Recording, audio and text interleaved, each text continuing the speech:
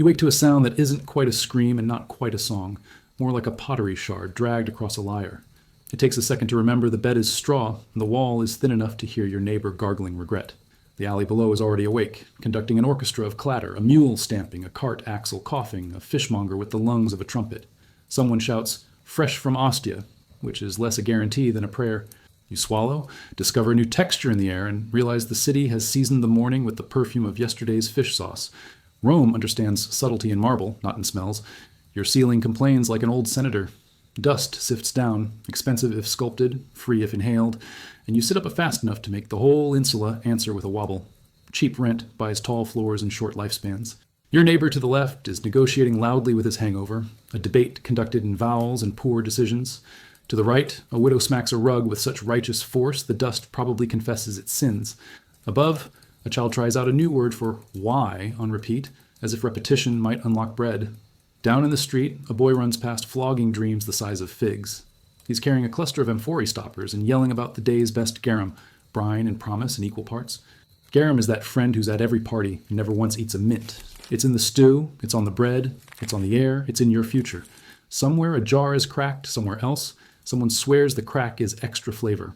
Rome is nothing if not optimistic with damage. You pull on a tunic that's learned your shape the way a rumor learns your name. The fabric is scratchy, but honest. You splash your face from a clay bowl, sip water that tastes faintly of pipes and empire, and offer the tiny household gods a crumb and a hope. The crumb is certain. The hope negotiates. Outside, an old man is arguing philosophy with his own sandals, which is impressive until you realize he's losing. The fishmonger sets up shop right under your window because fate has a sense of humor. His stall is a shrine to eyes, silver coins staring back from beds of crushed ice and melting resolve.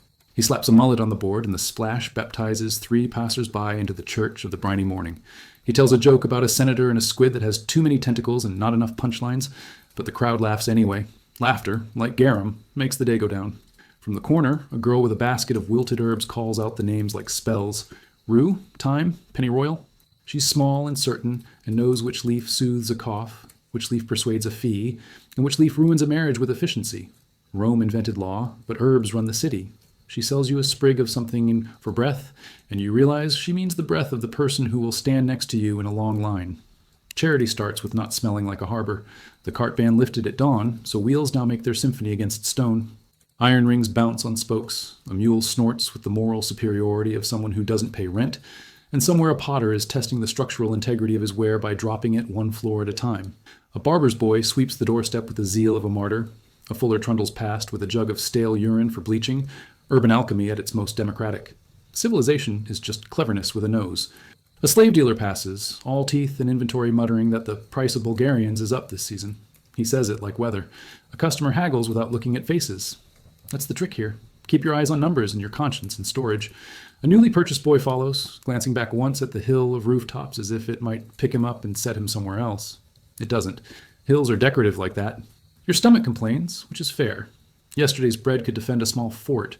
You tear a piece, dip it in oil, and remember that oil has moods. This one is meditative and tastes faintly of someone else's good year. You chew and let the alley go through its costume changes, night stains scraped off thresholds, buckets winched from wells, a chorus of pigeons debating civic duty on the eaves. 2 women exchange gossip that sounds suspiciously like intelligence gathering.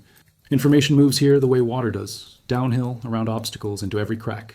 A fruit seller pops a fig to prove ripeness with a flourish, so theatrical the fig deserves an agent. He offers you one at a discount because your face looks like it needs a win, and he's not wrong. The juice runs down your hand, and for a moment even the fishmonger shuts up, outclassed by sugar. You lick your wrist like an animal that remembers it's human and notice the sign scratched in the plaster at shoulder height. Lucius loves Dorcas. Dorcas has replied beneath, "Then bring better bread." Romance here is practical, possibly edible. The man upstairs finally declares a truce with his stomach and leans out to empty a chamber pot. He shouts a warning first, which is what passes for kindness. Everyone steps aside with the choreography of long practice. A visitor would call this chaos. A resident calls it Tuesday. The splash is modest, the smell is not, and the alley keeps moving. Rome is a river. If you stop, you drown, or worse, you get volunteered. A stray dog noses your sandals, assesses your worth, and decides you're not a meat person. Fair. A child offers to watch the dog for a coin, then clarifies he meant forever or until the dog gets bored, which are roughly the same in this city. You smile despite yourself, and he pockets the smile like it might accrue interest. From a distant atrium, you hear a chorus of clients rehearsing flattery for their morning salutatio. Compliments have declensions here, stress the wrong syllable, and your patron's eyebrow files a report. Somewhere, a lictor's rods clack together, portable punctuation for power. Somewhere else, a mime practices the face people make when the rent goes up. It's art you can use. The sun climbs. The smell pivots from fish to sweat to ambition. Your insula sighs in the heat, wooden bones remembering every fire that didn't quite happen. A woman with a jar of perfume sweeps the alley with the mercy of roses. She sells a dab to a bricklayer whose forearms look like honest work. He dabs and grins at the shock of smelling like a garden instead of a wall. For one breath, the city softens. You duck back inside to grab your belt and see the tiny flame on the household altar twitch as if it heard something you didn't. The gods of doorways, bread, and trying anyway clear their throats. The day is tugging at your sleeve. Downstairs, you catch your reflection in a polished shield for a heartbeat and think, you could pass for somebody who belongs if you keep moving. The trick is to keep moving. Outside again, the barber snaps his razor in the sun. The edge gleams like a promise and a threat. Hot water in the baths today, he says, as if announcing a comet. You realize that your skin is a map of the morning. Salt, city, smoke, and the idea of steam licking it clean is suddenly not just luxury, but survival. The fishmonger waves a fin in goodbye. The fruit seller winks a discount for later. The dog decides you might be interesting after all. And the alley exhales you toward a doorway where rumor says heat and gossip can do what gods and generals can't. Make a human bearable, at least for an hour, and sometimes, if you're lucky, teach you what to forget and what to hold. You step into the steam and immediately lose your outline. The doorman takes your coin with the solemnity of a priest who's seen too many miracles fail and waves you toward the changing room where a capsarius, part locker boy, part philosopher, eyes your sandals like they're already stolen. He offers a string for your valuables and a proverb for your soul. Trust in Jupiter, but tie your purse. His grin says, both are optional. Oil first. A boy with a flask of olive oil, thin as a promise, fragrant as a rumor, pours a ribbon into your palm. You smear it over skin that has been in negotiations with the city since dawn. A man beside you, furred like a respectable goat, sighs and reaches for a strigil, the curved bronze scraper that transforms human into amphora. He demonstrates the Roman exfoliation gospel. Oil, dust, pride, scraped off in one satisfying peel, the spa equivalent of a confession with better acoustics. The scrapings hit the floor with a noise that suggests you've been carrying a small amphitheater on your back. The tepidarium greets you like an old friend with good manners. Warmed by the hippocaust, the underfloor dragon that eats logs and exhales comfort, the room glows in a buttery light. You can hear the fire's logic beneath the tiles. A low, persuasive argument for loosening. Murals watch you with that serene Roman confidence reserved for gods and people who own land on hills. A woman passing by, hours overlap. Rome can be surprisingly modern when convenience beats custom. Mutters to her friend that warm rooms make warm tongues. She's not wrong. Heat is the original social network. Into the caldarium, where the air gets ambitious. This is the kiln of reinvention. A foggy courtroom where your pores plead guilty and are pardoned with steam.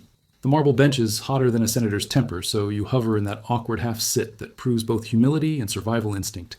A fat drop forms on the ceiling, a conspiracy of lesser drops, and falls with priestly accuracy onto the nape of the richest man present. He flinches like a republic and pretends he didn't.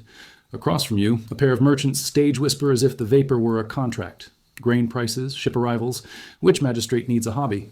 The caldarium is where facts arrive dressed as gossip and leave dressed as policy. Somebody produces pumice for heels that have seen too much road and too little mercy. Another swears by natron, a salt that stings like advice from your mother. In the corner, a depilator offers tweezers with the smile of a man who profits from ideals. He describes smoothness the way poets describe dawn. His client hisses through clenched teeth and vows never again, the most frequently broken oath in Rome after, I'll drink less. You return to the tepidarium to remember your name and spot the bathhouse librarian. Yes, there is one, guarding a shelf of scrolls whose wax seals are more hydrated than the author's. He tells you, very precisely, which tragedies pair best with steam, and you find yourself nodding as though grief and humidity were natural companions.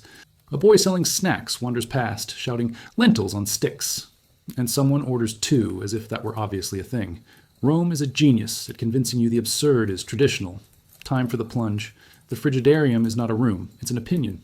The pool is cold enough to convince your sins to pack and leave a forwarding address. You wade in with the courage of a minor hero and feel your heart climb into your throat to check on progress. Every surface tightens. Even your thoughts shiver into better grammar. Across the water, a retired centurion lowers himself slowly, face carved into the restrained dignity of a man pretending this is pleasant. Cold builds character, he says, which is what people say when they can't feel their legs. You pop up gasping, and for one bright second, Believe you might live forever, or at least to supper. Back to the apoditarium, where the Capsarius has arranged the lost and found like a museum of regret. Single sandals, a cracked mirror, one earring still considering its previous owner. He hands you your purse intact, and a look that says he expected better of you for doubting him. On a pillar, graffiti blooms in elegant insult and desperate poetry. Faustus bathed here and it came out a lion, someone wrote. Underneath, a reply. The smell says otherwise. Still, Rome's public commentary is both anonymous and accurate. You drift through the palestra where bodies negotiate with gravity. A wrestler the size of a policy debate smears oil across a shoulder that looks bored by consequences. Two boys fence with wooden swords, counting coup and future lawsuits. A philosopher with the posture of a question mark is cornered by a noblewoman who insists he define virtue without using expensive. In the far alcove, a flute player attempts a melody that keeps tripping over the smell of feet. The attendant sprinkles the floor with powdered sulfur, which works as well on odors as it does on demons, imperfectly but with showmanship. There's a room for anything you can name, and some you wouldn't. A masseur, thin as a reed and twice as musical, kneads the knots out of a baker's forearms, the muscles that keep mornings alive. You carry your oven in here, he says, pressing exactly where the day hides its resentments. The baker grunts agreement and tips with a still warm roll that smells like a small edible absolution. Balney economics are simple. Pay with coin, or with something that makes coin want to be better. By now, your skin is a statement, and your lungs have remembered the concept of air. A pair of magistrates drift by, robes light with borrowed purity, and lower their voices only when they say each other's names. They are followed by a scribe whose ink-stained fingers are an autobiography. He mutters about docket backlogs and laughs at a joke 3 sentences in the future. The bath is a leveler, the city's kindest lie. For an hour, hierarchy sweats the same. Small disasters, too, have their schedule. A man yelps. The floor insists he reconsider his relationship with balance, and everyone pretends they didn't see. A jar explodes with a sound like a satire performed by clay. Someone discovers a ring is missing, and immediately suspects the nearest stranger, then himself, then the gods, in that order. The attendant shrugs toward a painted warning about valuables, which is Roman for, "We told you so," handsomely. Steam thins, voices thicken, and the light skews gold as the day leans west. You oil once more, this time like a benediction, and scrape away what you can of Rome's fingerprints. Clean is never absolute here. It's a vote you have to keep winning. Your ribs feel newer, your shoulders have opinions again. Somewhere a boy laughs the way olive trees look in wind. And you remember that the city, for all her iron and invoices, still knows how to be briefly gentle. Outside the door, the air is a different country. The street meets you with the metallic cheer of sunlight on roof tiles and the domestic honesty of damp laundry trying to become less itself. Men shake water from their ears and immediately refill them with rumor. A woman balances a jar on her head like a crown you can drink. A dog trots past with a stolen sandal and the moral clarity of thieves who are also adorable. You breathe, and the breath has edges you recognize. And then a smell rolls down the block like a decision. Not fish, not oil, not steam, but something older and less diplomatic, a civic truth wrapped in heat. The gutters cough, the paving stones glisten suspiciously, and the alley ahead narrows into a memory of last night's forgetfulness. You feel the bath lift off you like a gull abandoning a ship that's found its weather, and you step forward anyway, because this is Rome, and the river of the street is already tugging at your ankles, pulling you toward whatever passes for clean out here. You step into the steam and immediately lose your outline. The doorman takes your coin with the solemnity of a priest who's seen too many miracles fail and waves you toward the changing room where a Capsarius, part locker boy, part philosopher, eyes your sandals like they're already stolen.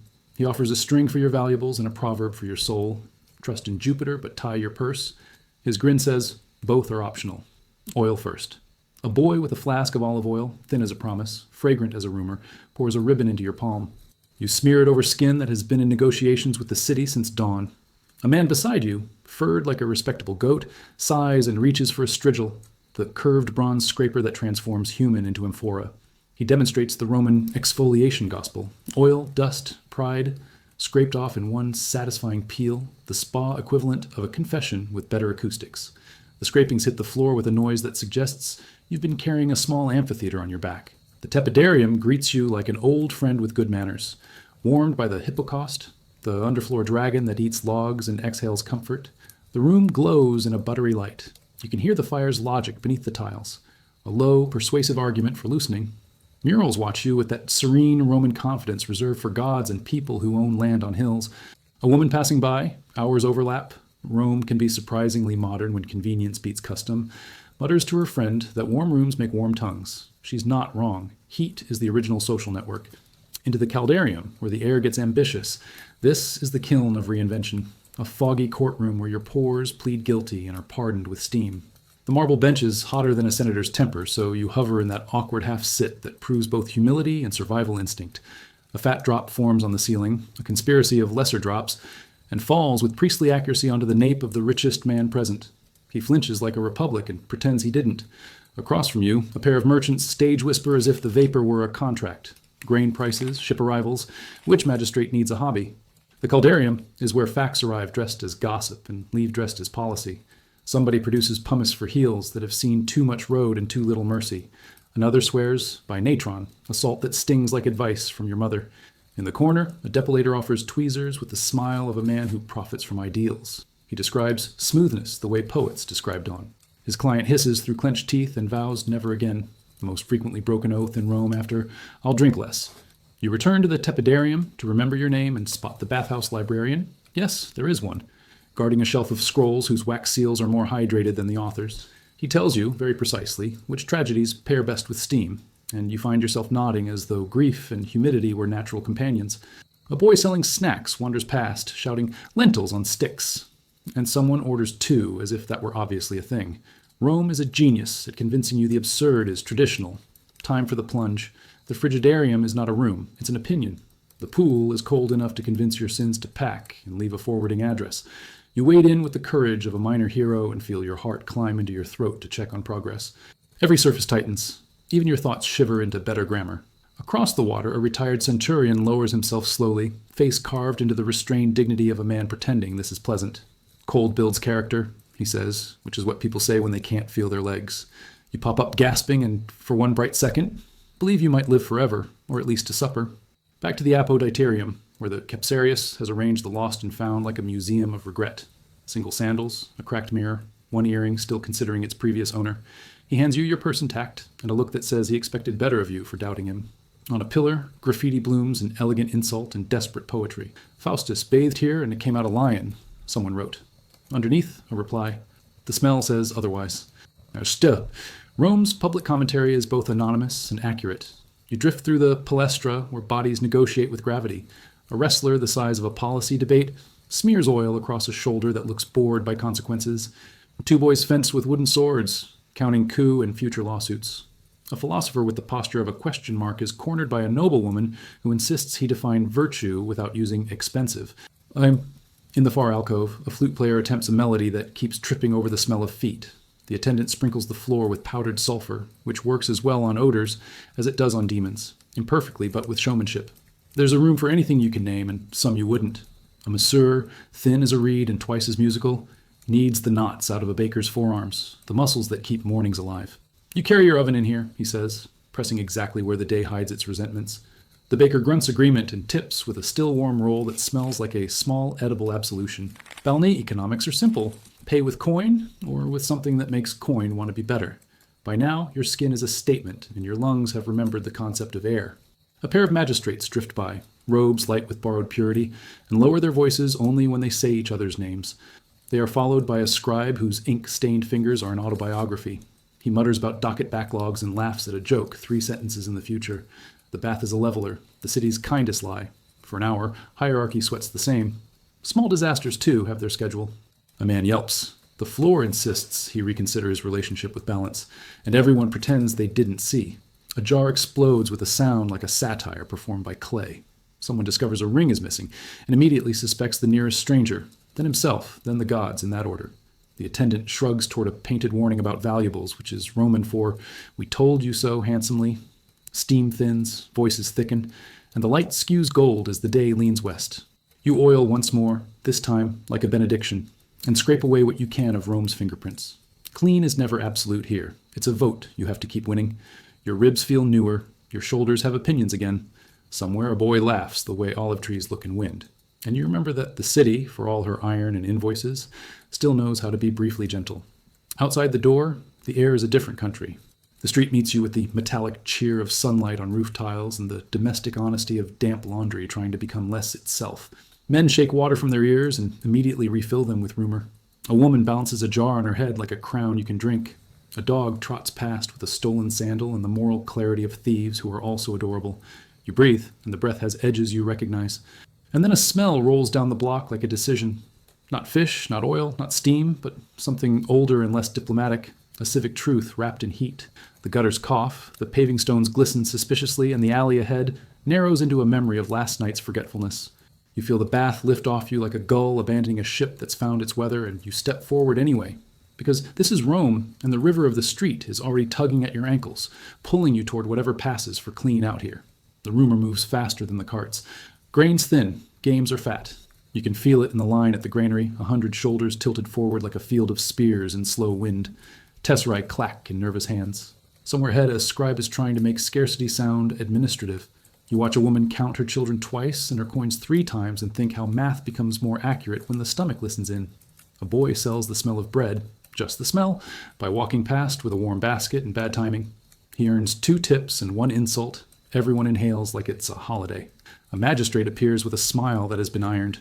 He promises more shipments soon, a word that does heavy lifting in every century. A man beside you mutters that soon doesn't go in a pot. Another says patience is a seasoning. The first replies, seasoning is for people who already found the stew. You pocket your ration like a secret, and the crowd spills toward the other promise of the day, the one that requires only attention and a little coin. If bread is thin, let spectacle be thick. The approach tells you everything. Vendors announce roasted chickpeas, honey cakes, dates, wine cut just enough to pass inspection. A man with a tray is hawking sausages so enthusiastic you suspect they were heroes in a former life. Beggars seat themselves where pity has the best view, and pickpockets rehearse choreography worthy of a chorus line. You pass a wall scabbed with slogans and hearts, praise for a chariot team, an anatomically optimistic sketch of Eros, a crude but spirited portrait of a famous gladiator whose nose has had several careers. The city is a palimpsest of appetites. If you squint, you can see democracy trying on a toga 2 sizes too big. Inside, the noise doesn't rise. It lifts you. Stone drinks the crowd and returns it as weather. The shade is freckled, the sun is a law, and the tears flare like a fan full of opinions. A trumpet calls for quiet and gets devoured. The editor of the games, lean with generosity, parades in to show that public funds can look like virtue if you squint from a distance. You find a seat between a man who knows the odds and a woman who knows the family histories of every horse competing today. She tells you the blue faction steals victories and the green steals wallets. The men around her swear it's the other way round, but admit they're both right. Chariots first, 4-horse storms with human centers. The carceres fling open and teams explode like arguments that found legs. Sand rises, whips sing, wheels flirt with catastrophe at the spina, where gods on pedestals watch with carved indifference. You learn quickly that devotion is a muscle. People here train it on colors. A veteran spits a prayer for the Reds and explains, reasonably, that Jupiter prefers decisive turns. Some yards away, 2 boys trade insults in verse, which is the Roman way of admitting you care. A spill at the 3rd lap brings a hush that tastes metallic. The driver scrambles free. The horses are calmed with words that work on beasts better than they do on men. And the race surges again because momentum is easier than mercy. Between heats come the warm-up acts, tightrope walkers who seem to have misunderstood gravity, a troop of dwarfs acting out a mock trial where everyone is guilty and the verdict is applause, a trained bear who went to the wrong rehearsal and keeps bowing at the vendors. A fruit seller is escorted from the aisle for selling figs at imperial prices, and he protests that emperors love figs, which is exactly his point. Laughter drapes over the benches. Laughter is the most democratic thing in the arena. By midday, you slide to the amphitheater, where the stadium seats its conscience somewhere out of sight. The editor has arranged an exotic prelude. Hunters with nets, panthers with sermons, one ostrich whose only crime is being memorable. The crowd cheers bravery and boos hesitation with the same mouth. A stagehand in a Heracles costume tangles himself in his club and receives more applause than the heroes. It's hard to tell where courage ends and rehearsal begins. That uncertainty is half the ticket. Then the iron part. 2 men enter with a posture of debtors who have been translated into a different dialect. One is tall enough to be foolish, the other compact enough to be efficient. They salute the box. The box pretends to be a republic. A drum stutters, the tall man swings his sword like it owes him money, and the small one turns the error into geometry.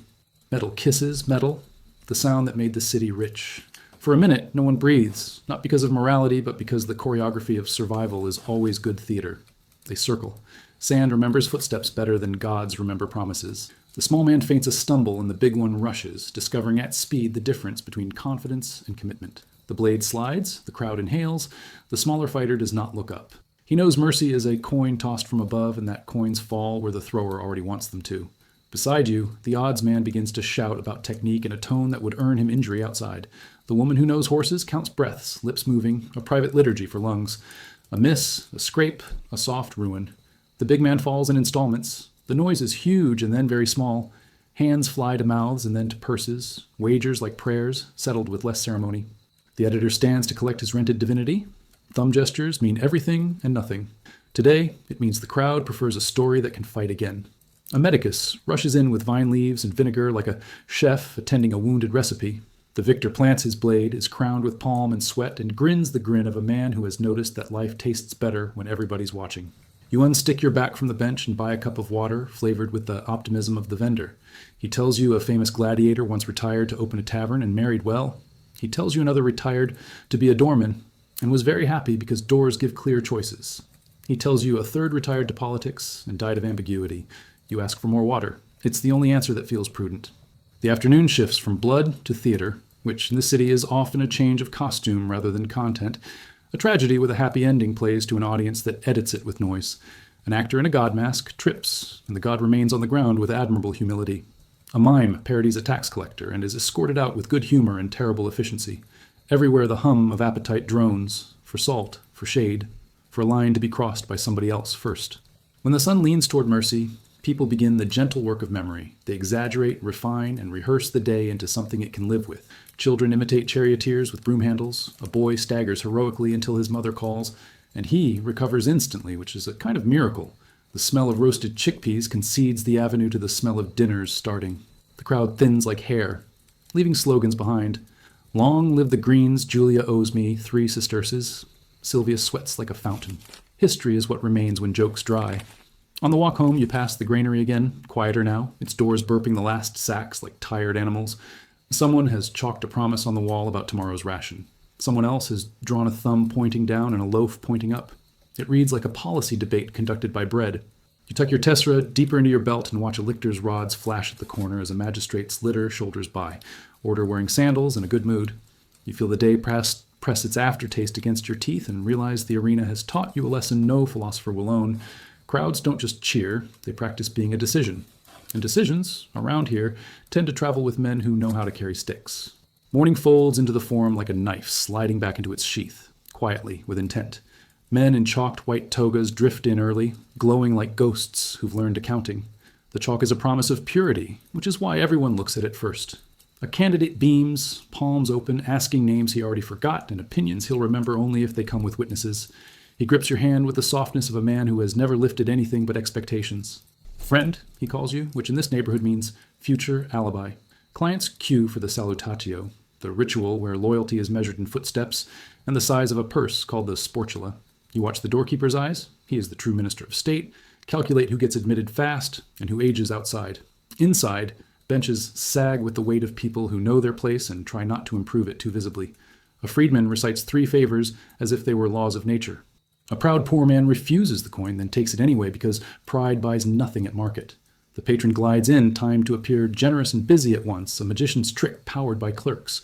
Rumors move in columns like troops. This magistrate loves the blues. That praetor loves his reflection. The aedile has bought 6 new peacocks to prove he understands infrastructure. Election season makes the city smell like wet plaster and promise. Boys with charcoal fingers scrawl slogans on walls. Other boys correct the spelling with partisan zeal. A hired applauder leads a chant shaped like persuasion and volume. You learn quickly that policy is a perfume. Nobody knows its ingredients, but everyone swears they can tell the good kind from the cheap stuff. At the Contio, a speaker lifts his arms as if the sky were a jury. His voice is trained with hammers and rooftops. It lands on the crowd and rearranges faces. He praises freedom, which in Rome means mine, said beautifully. He condemns corruption, which in Rome means yours, said loudly. The crowd obligingly becomes wise. Then a seller of figs wanders too close and the crowd obligingly becomes hungry. The orator doesn't miss a beat. He turns figs into a metaphor about plenty and taxes. And for a moment, you almost believe governance is a kind of juggling where no ball is dropped, merely reclassified. Behind the columns, business takes off its sandals and gets comfortable. A clerk with a stylus sharp enough to edit reality whispers rates for discrete services, introductions, exemptions, forgetting.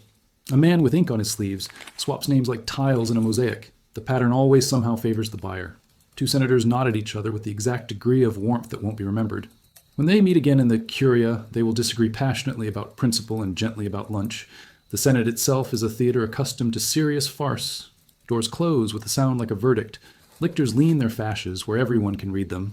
An elder with eyebrows like laurels clears his throat, and history pays attention from habit. Speeches bloom, each fertilized with certainty and watered by memory loss.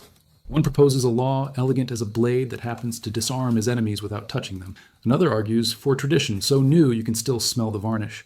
When someone says the Republic, you can hear the capital R sit down beside you and cross its arms. Outside, a younger crowd rehearses the future with insults in hexameter. Poets sell lines sharp enough to cut sandals. A satirist performs a piece comparing a certain quester to a wine jar, empty unless filled from behind. People laugh too loudly because laughter is cheaper than caution but does a similar job. A censor's aide strolls by and everyone's memory suddenly improves. Rome teaches you two kinds of silence, the tactical and the wise. Use both. You trail a minor official to the law courts, where justice wears a clean tunic and keeps the receipt. Advocates preen like roosters with libraries. One unfurls a sentence so long it has provinces. By the end, you applaud purely out of survival. The judge scratches his chin with his ring finger, which is code for, "We will adjourn until the bribe arrives." A slave testifies under the whine of cords, the law's version of truth serum, and you discover why cruelty prefers parquet floors. It echoes less in the conscience. The verdict is balanced on a hair, and the hair belongs to a man with connections. At noon, the political class migrates to lunch the way starlings move, beautifully and with no visible purpose except coordination. In the triclinium of a man who owns more fountains than friends, plates arrive in Roman order, something to flatter salt, something to flatter talk, something to flatter the host. A poet is paid to recite about duty and manages to rhyme it with, "Do you owe me?" A general with clean boots tells a story with the blood left out. Everyone supplies it mentally like good citizens. The talk turns to roads and ends at theater schedules, which is how you know the roads are fine. By afternoon, the forum is a heat-soaked ledger. Aediles inspect scales while pretending not to know their cousins own them. A man is accused of selling watered wine, and his defense is that he is a patriot preparing citizens for policy. Two clerks argue over a comma and thereby decide a fortune. A woman, sick of being walked around, plants herself at the rostra and shouts her rent dispute with the eloquence of the starving.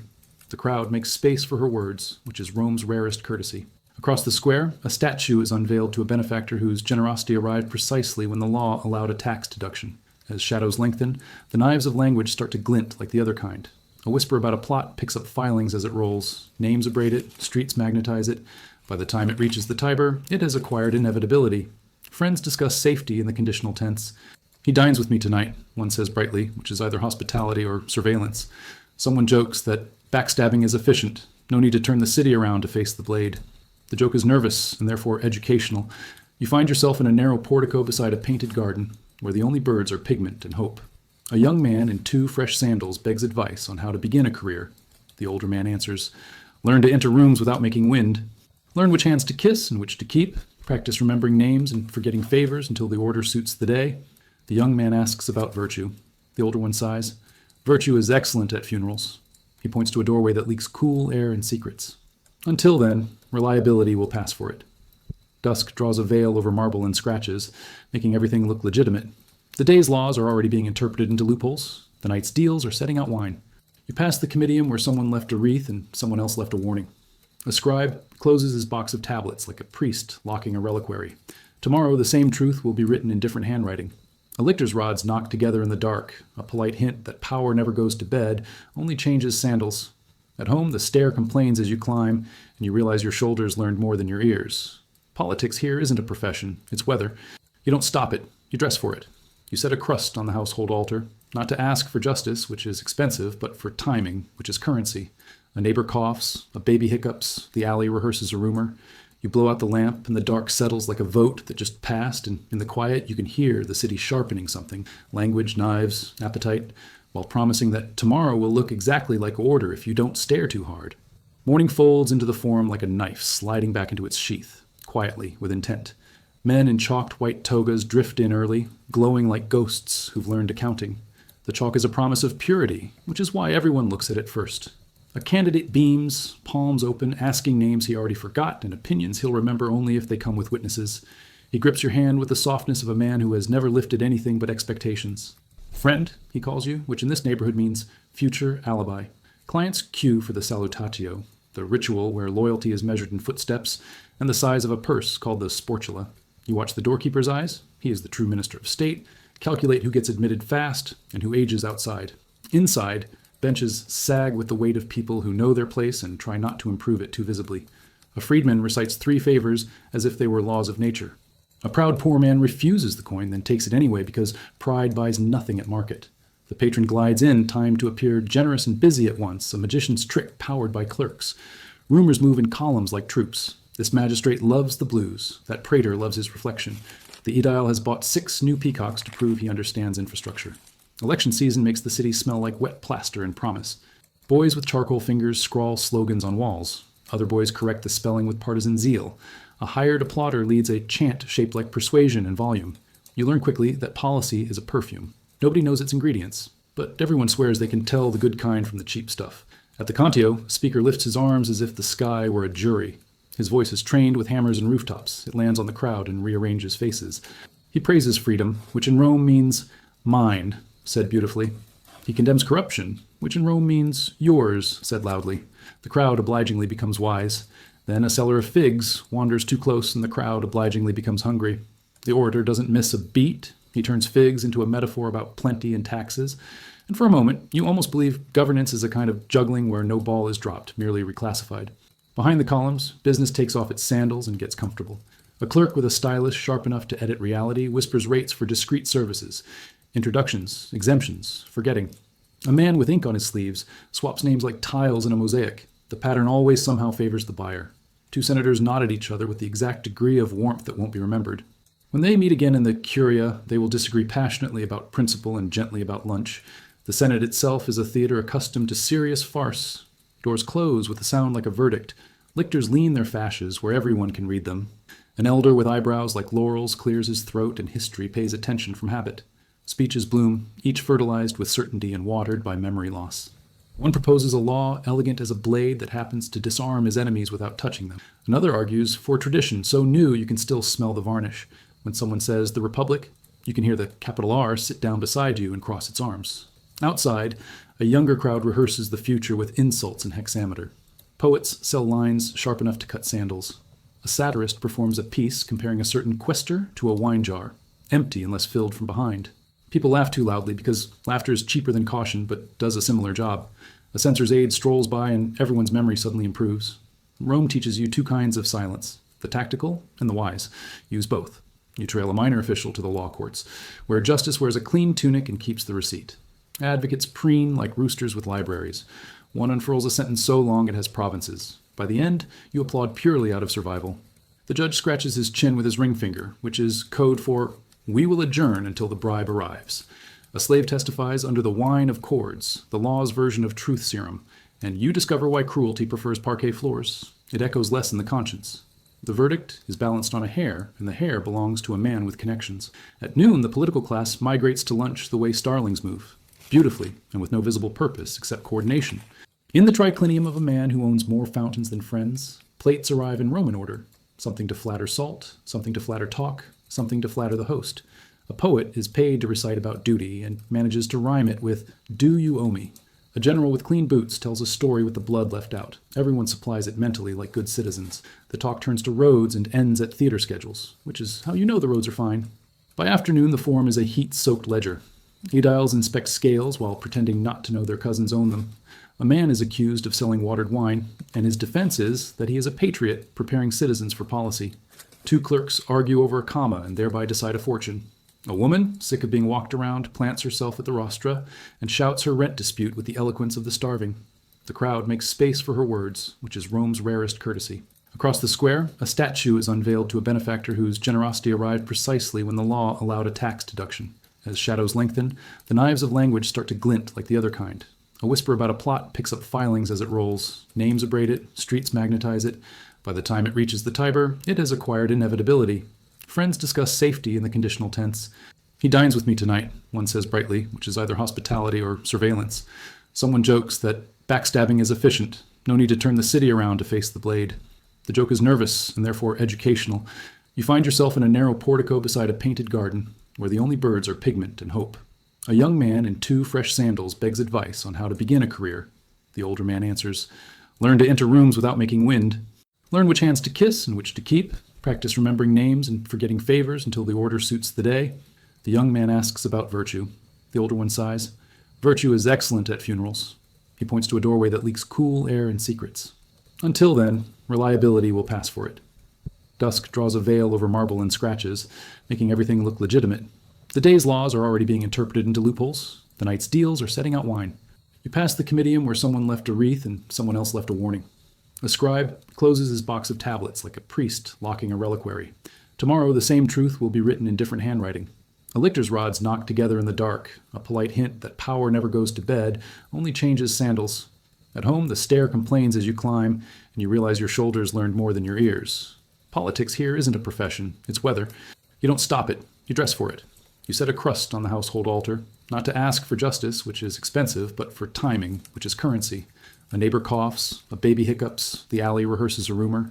You blow out the lamp, and the dark settles like a vote that just passed, and in the quiet you can hear the city sharpening something, language, knives, appetite, while promising that tomorrow will look exactly like order if you don't stare too hard.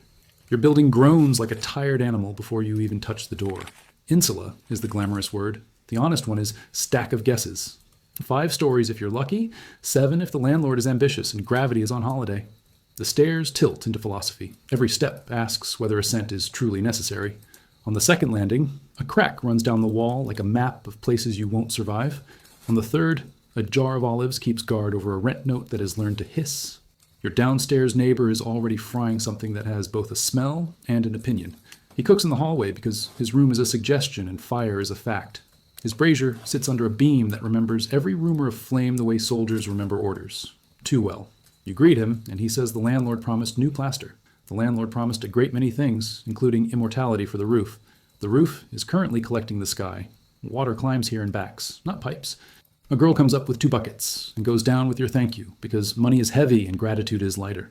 You keep a jar near the door to pay the carrier quickly. She moves like an appointment book with legs. Everyone knows her schedule better than they know their own. She knows where the cleanest cistern is, which stairwell hides a leak, and which floor begins to argue with physics when it rains.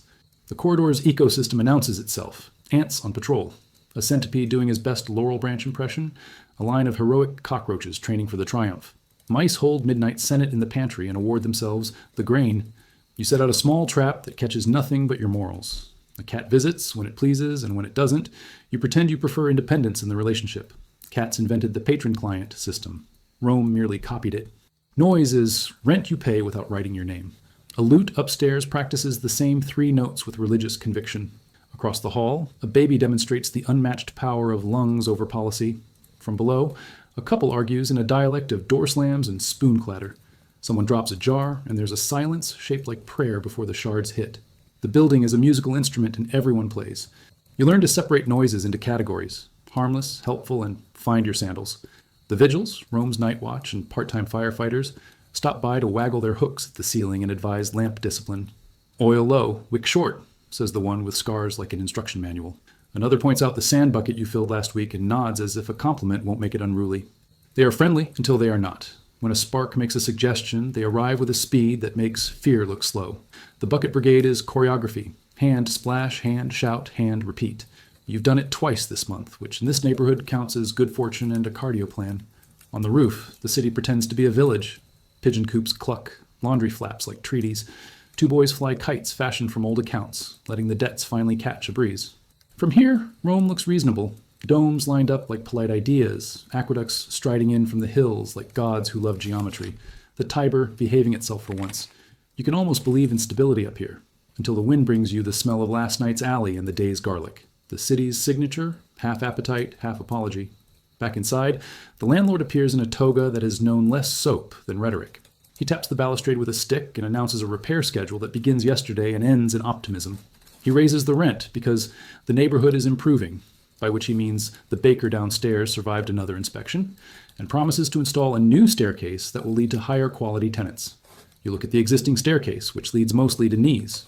He smiles, as if you've just agreed to a treaty with a strong navy. Your room is a puzzle you solve daily. The bed is straw and ambition. You beat it to discourage wildlife from charging a fee. A niche in the wall holds your lamp, your stylus, and a scrap of luck in the shape of a bronze charm. The window opens onto a view of someone else's window, where a woman boils laundry and gives you the intimate gift of not caring that you exist. Privacy here is measured in how quickly people return to their tasks after seeing you. Cooking is tactical. You set the tripod, light the charcoal with a prayer to the God of not today, and coax heat into the pot like a rumor you want to be true. A neighbor lends salt as if participating in a ceremony.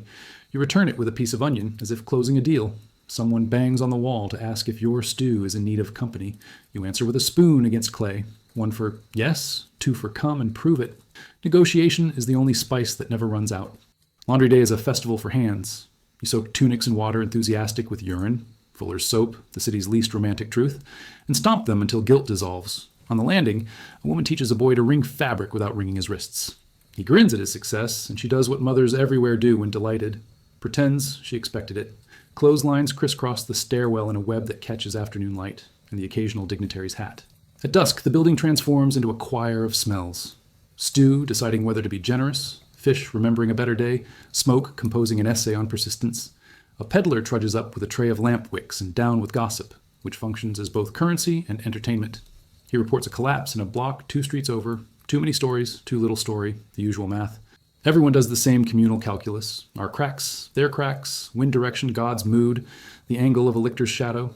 Then they return to chopping leaks, because fear doesn't slice thin. Sleep is a negotiation with gravity and neighbors. You place your sandals where a hand can find them if the world leans. You place your purse where a hand can't. The straw sighs. Somewhere between the second rooster and the first snore, the floor settles with an opinion. Dreams wander in holding torches. One of them remembers the time the stairs went fast and the sky came indoors. You wake to check the wick, the bucket, the door. Ritual is sanity disguised as habit. When rain comes, the roof becomes a strict teacher. Drips establish jurisdiction. 1 by the lamp, 2 by the corner, 3 directly into the pot in a rhythm you pretend is music. Buckets argue for promotion to basins. Children race leaf boats down the stairwell like hopeful engineers. The landlord returns, lifts a tile, declares the problem solved, and takes a bow while the water applauds past his ankles. Pigeons at dawn sound exactly like small officials clearing their throats before bad news. You sit up to the chorus of wood stretching and clay reconsidering. Someone below is already grinding grain. Somebody above is already failing at flute. Somebody in the courtyard is making the day a promise it doesn't want to keep. You laugh because the building still stands and because laughter uses less wood than heat. And yet, for all the peril, a kind of competence grows here. People learn each other's footsteps as if they were family trees. The old woman on the first floor can identify tenants by how they cough. The boy who runs errands can tell which rooms will need water before their owners admit it. A widow on the fourth keeps a cache of dried figs for sudden disasters and slower ones. When the wind carries the faint shout of aqua, everyone moves without speech, the choreography of belonging rehearsed by danger until it looks like love. You step out to the landing with your empty cup and your full attention, ready to trade a slice of bread for a bit of news, a spare wick for the rumor of a job, a joke for the kind of silence that lets a neighbor sleep. The building creaks, the city breathes, and the morning opens its mouth to say something you've heard before, but never in the same words. And as you take the first careful step down those thinking stairs, a different smell lifts from the street, the one that insists the drains have opinions and the gutters are fluent, and you realize that even competence has limits when the whole city decides to move in the same direction at once. The street is a river with an attitude. It moves downhill whether you like it or not, and today it's carrying a whole curriculum. Peelings from last night's stew, straw tired of pretending to be a bed, something that used to be a fish, and a rumor in liquid form. The stepping stones make a gallant attempt at civilization, little islands for people who want to arrive with dignity. But a cartwheel kisses one wrong, and the gutter returns fire in an arc of democratic baptism. Rome believes in equality most when it splashes. You learn the choreography fast. Pause at corners, listen for hooves, judge the depth by color, amber, annoying, brown, narrative, black, sermon, and time your dash like a soldier between arrows. Sandals are a design compromise, airy, heroic, and entirely too honest about what they just stepped in. Everyone pretends they don't notice. That's the first rule of urban survival. Act like your nose is on vacation. At eye level, shopfronts do brisk business in pretending the ground is not doing what the ground is doing. The Fuller's Place advertises snow white tunics achieved with an ingredient list that reads like a dare: water, ash, elbow grease, and the city's most generous donation, urine. Boys collected in jars outside taverns with the zeal of entrepreneurs. The stuff has a tax named after it, which is the Roman way of admitting it's indispensable. You step past a vat that is both industry and confession and think, not for the first time. The progress is a smell you get used to. The Cloaca Maxima, the giant drain that keeps Rome from becoming a biology experiment, hums below everything like a low note on a long horn. People swear you can hear it talk in flood season. It swallows runoff, tantrums, the remains of bad decisions, and occasionally a curse tablet someone couldn't bear to deliver by hand. There's even a tiny altar to the goddess Cloacina on the forum, because Romans thank their deities for the glamorous things, war, love, victory, and also the one that prevents the city from drowning in itself. Piety is mostly practical here. Public latrines are the empire's awkward miracle. Long marble benches with generous social policies and zero privacy. You sit, you chat, you contemplate mortality and municipal engineering. The trissorium, the communal sponge on a stick, soaks in a bucket of vinegar, an arrangement that sounds like hygiene if you don't think too hard. Someone makes a joke about sharing everything, and a philosopher nearby mutters that civilization is merely agreed upon illusions plus plumbing. He's not wrong, but you'd prefer he be quiet while you negotiate with destiny. When it rains, Rome forgets who is who.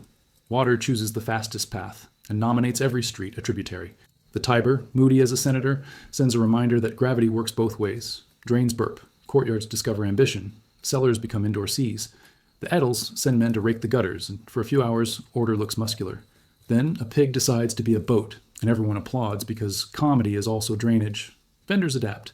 The olive seller relocates to a higher stoop and informs you that wet olives weigh more, which is why they cost the same but feel like a deal. The fishmonger, a prophet of brine, claims this is exactly the weather his mullet would have wanted. A perfumer does excellent business, spritzing civility into the breeze. Myrtle to argue with effluvia, rose to flirt with despair, resin to threaten both. You buy a dab for your wrist, and it's like wearing a polite lie. For 3 breaths, you believe it. There's a boy whose job is simply to shout warnings when a chamber pot leans too far into destiny.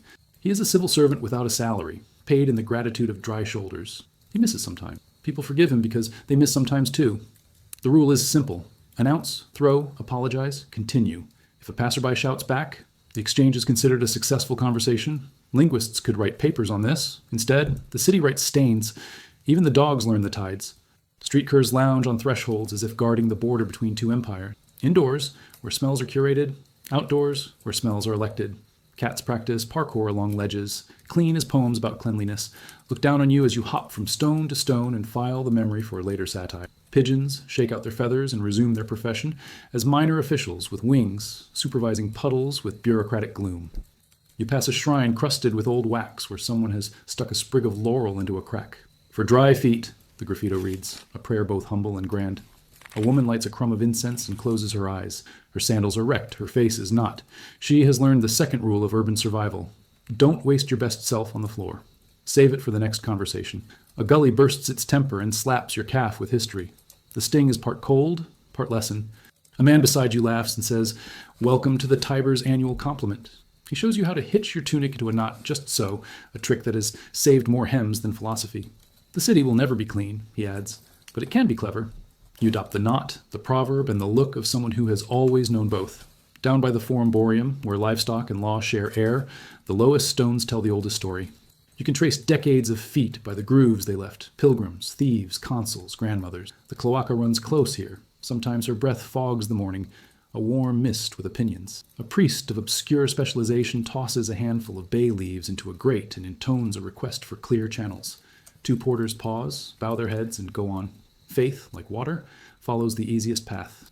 A little girl, pragmatic and bored, turns gutter after gutter into a fleet of leaf boats.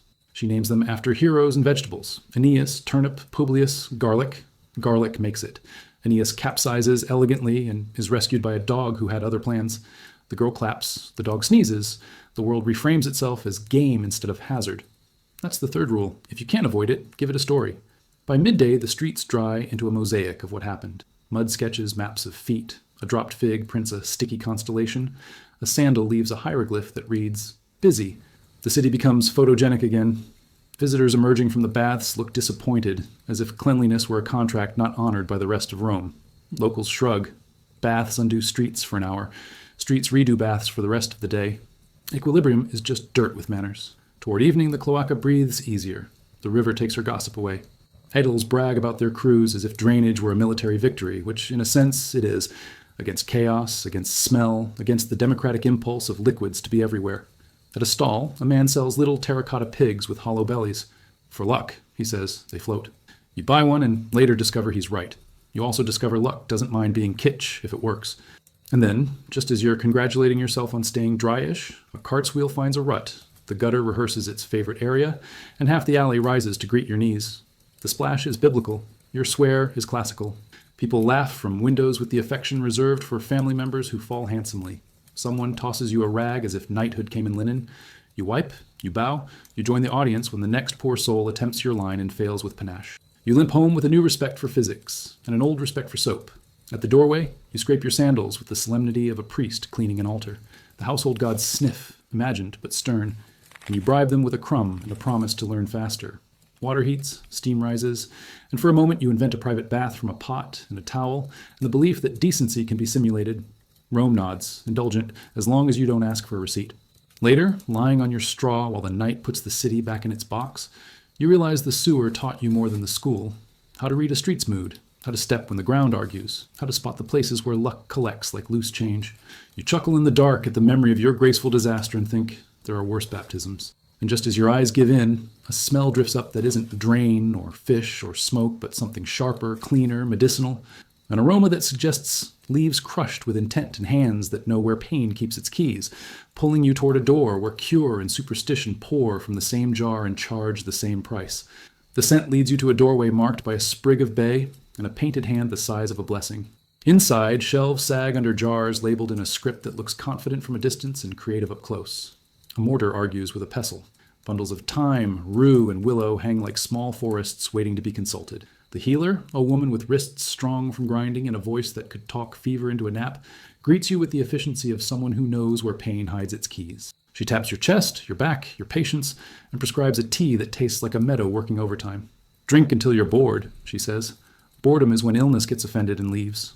On the bench sits a soldier with a bandaged calf, and the expression of a man who's discovered the empire is heavier when it's attached to you.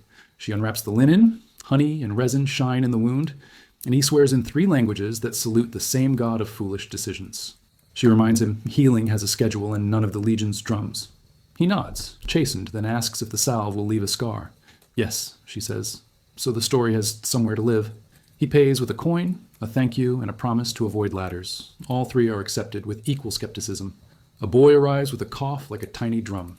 His mother lists symptoms the way poets list virtues. The healer listens with her ear, then with a small bell against the boy's ribs, as if summoning lungs into good behavior. She suggests steam with thyme, a cloth over a pot, and patience measured in songs. The mother worries about evil eye.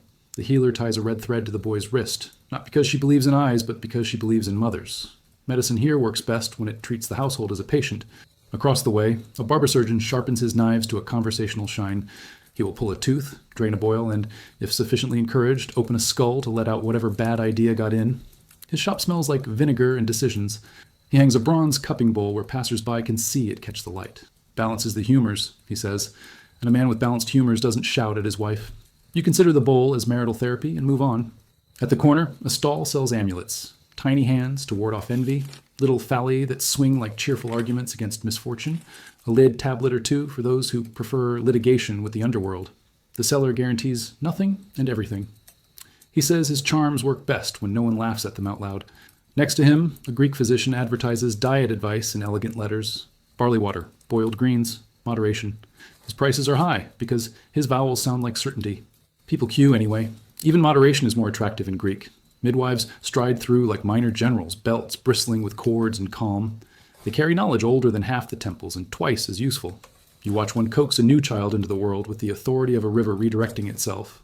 Oil, warm cloths, hands that say what words can't, and a prayer to Juno Lucina murmured because even technique appreciates company.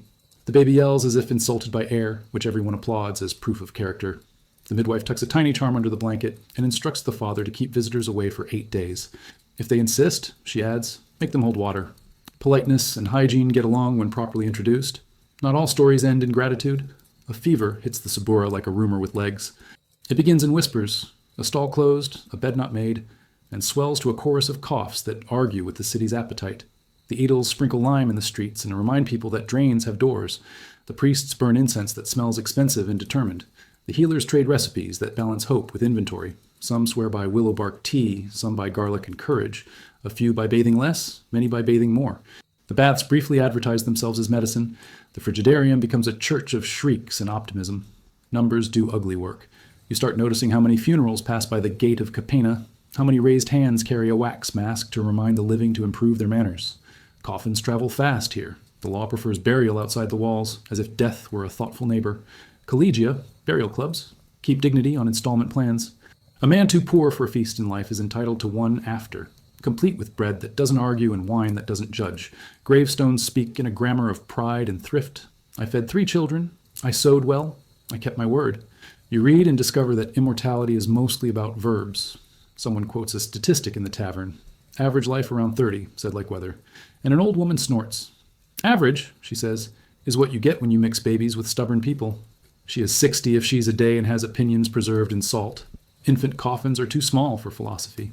Fathers carve tiny names with hands built for lifting amphorae, and mothers learn songs that put stubbornness into bones. This, too, is medicine. Lullabies that train tomorrow to keep trying. Galen's name floats through the conversation like a reliable boat. He's far off, a rumor dressed in learning, but his ideas take the long road to arrive here. Warm when cold, dry when damp, everything a correction of something else. A philosopher scoffs that balance is a myth. A baker says balance is how you stack loaves, so the top one doesn't fall. The healer rolls her eyes at both and hands you a jar of something that smells like patience. You discover how health hides in small decisions. The water carrier knows which cistern tastes least like disappointment. The oil seller keeps 2 amphorae, one for lamps, one for bodies, and he will fight you if you confuse them. The fishmonger will tell you to boil your oysters because the Tiber remembers too much. The perfumer blends myrtle to make sweat think twice. The fuller tells you clean is not the same as safe, and both cost more in summer. You begin to understand that survival is half ritual, half courtesy, and 3/4 making friends with people who handle buckets. A man with a limp teaches you how to wrap a knee so it stops imagining hills where there are stairs. He learned the trick on campaign and offers it for the price of a story. You pay in gossip about a magistrate's new villa. He pays back with a joke about weather being just the sky's way of disciplining streets. Laughter lifts the bandage tighter than any knot. Night brings a quieter clinic. A neighbor with a burn from a jealous pan sits on your step. You hold the oil. Someone else holds the courage. The healer holds the world still for a minute. Honey seals the sting. A clean cloth seals the honey. A whispered promise seals the night. You realize, watching the careful hands and the unshowy trust, that medicine here isn't a building or a title. It's a braid of skills kept tight by need. On your way home from fetching water, you pass a tiny altar where someone has left a coin and 3 figs for a good pulse. You add a crumb, because crumbs are what you have, and because you've learned the city listens more kindly to small offerings. From a doorway, the barber surgeon waves you over to show a new instrument that looks like an argument with a hinge. For difficult teeth, he says proudly. You promise to return when yours is difficult and flee while still in love with chewing. And then a smell rises from the far end of the alley that isn't herbal or medical or even especially hopeful. It's bread reconsidering its destiny in an oven. The warm rumor of survival played at street level. The fever quiets, the Tiber behaves, the baby sleeps, and the city remembers it has a mouth to feed. You follow the scent, not because it cures anything, but because it reminds you why curing matters. And as the baker cracks the door and the heat walks out like a god with flour on his face, you feel the day tilt toward simpler arithmetic. A heel of crust, a cup of something warm, and enough strength left to argue, gently, with tomorrow. The joke goes that Rome promises you everything except tomorrow. People say it lightly, the way you say nice weather when you mean don't jinx it. You start to hear the arithmetic everywhere. A baker taps his chest and says, 30, if the gods like my crust. A midwife shrugs. I count to 8 days before I count a name. A veteran grins with half his teeth. I planned for 20, overshot by luck. And the city doesn't hide its ledger. It writes it on doors, on drains, on the backs of your hands. At the gate of Capena, a funeral moves at the speed of certainty. Musicians lean into the notes like they're carrying part of the weight. A wax ancestral mask blinks centuries into the sun. Children stare as if the dead might sit up to correct their posture. On the bier lies a stonecutter in his best tunic, hands folded as if he could still bargain. His epitaph will be brief and proud, measured true, paid fair, because Rome respects verbs more than adjectives. A woman drops a fig into the dust, practical and tender, something sweet for the last taste. The line files out of the city because death isn't allowed to rent inside the walls. A rule with a heart, if you squint. Across town, another procession forms in reverse. A naming day, 8 mornings old, small lungs tested and approved. The mother lowers the baby toward the hearth flame and a red cord winks on the tiny wrist. No one says it aloud, but everybody knows this is the first hurdle, not the last. The midwife ties the knot with a tenderness that could cut stone. Children are the empire's biggest gamble. You pay in sleeplessness, you collect in birthdays, and the house gods keep the books. A soldier refits his sandal by the river and jokes that all the big dangers wear little boots. He means fever, knives in alleys, carts with opinions, roofs that learn to fly, and appetites that spend more than bodies can afford. He lists them like campaign medals. Kitchen fires, collapsing stairwells, wine with ambition, a latrine that tried to become a well. Then he taps the scar on his forearm and says, "This one's from boredom." You believe him. Rome's hazards are not shy. The quiet ones sneak up when you're congratulating yourself. In a tavern, someone quotes an average 30, like a weather report. An old woman at the end of the bench snorts. Average means mixing funerals with my birthday, she says, sipping her watered wine like it's an argument. Do I look like arithmetic? She's 60 if she's a day, a citizen of that rare country called later. She points her chin at a group of teenagers arm wrestling for olives. If they live long, it will be because they learned not to be interesting. Everyone laughs, then nods, then orders soup. Work collects its tithe with boring consistency. The bricklayer with the straightest wall has the crookedest back. The potter's hands know heat better than prayer. A porter's knees speak perfect meteorology. The vigils smell like smoke and relief. They are loved most days and hated on the days they arrive late. A fisherman admits the Tiber remembers people who forgot to thank it. We all owe a river, he says, as if paying down fate in installments. The city tries to bargain. Amulets jingle on cords. Fig hands, tiny folly. A sliver of bone that once belonged to somebody's miracle. The perfumer's myrtle persuades bad smells to leave and sometimes takes a fever with them, if only because steamed air feels like mercy. The baths advertise health in major letters and deliver it in minor victories. A clean scrape, a deep breath, a nap disguised as philosophy. Even the sewer goddess gets a shrine because nothing protects life like making friends with what has the power to cancel it. Children learn risk the way they learn verbs, by repetition and corrections. Look up before you walk. Tie the strap. Say thank you to the water carrier. No, not that mushroom. They bounce, heal, bounce again. Then one day don't, and the street holds its breath for a week.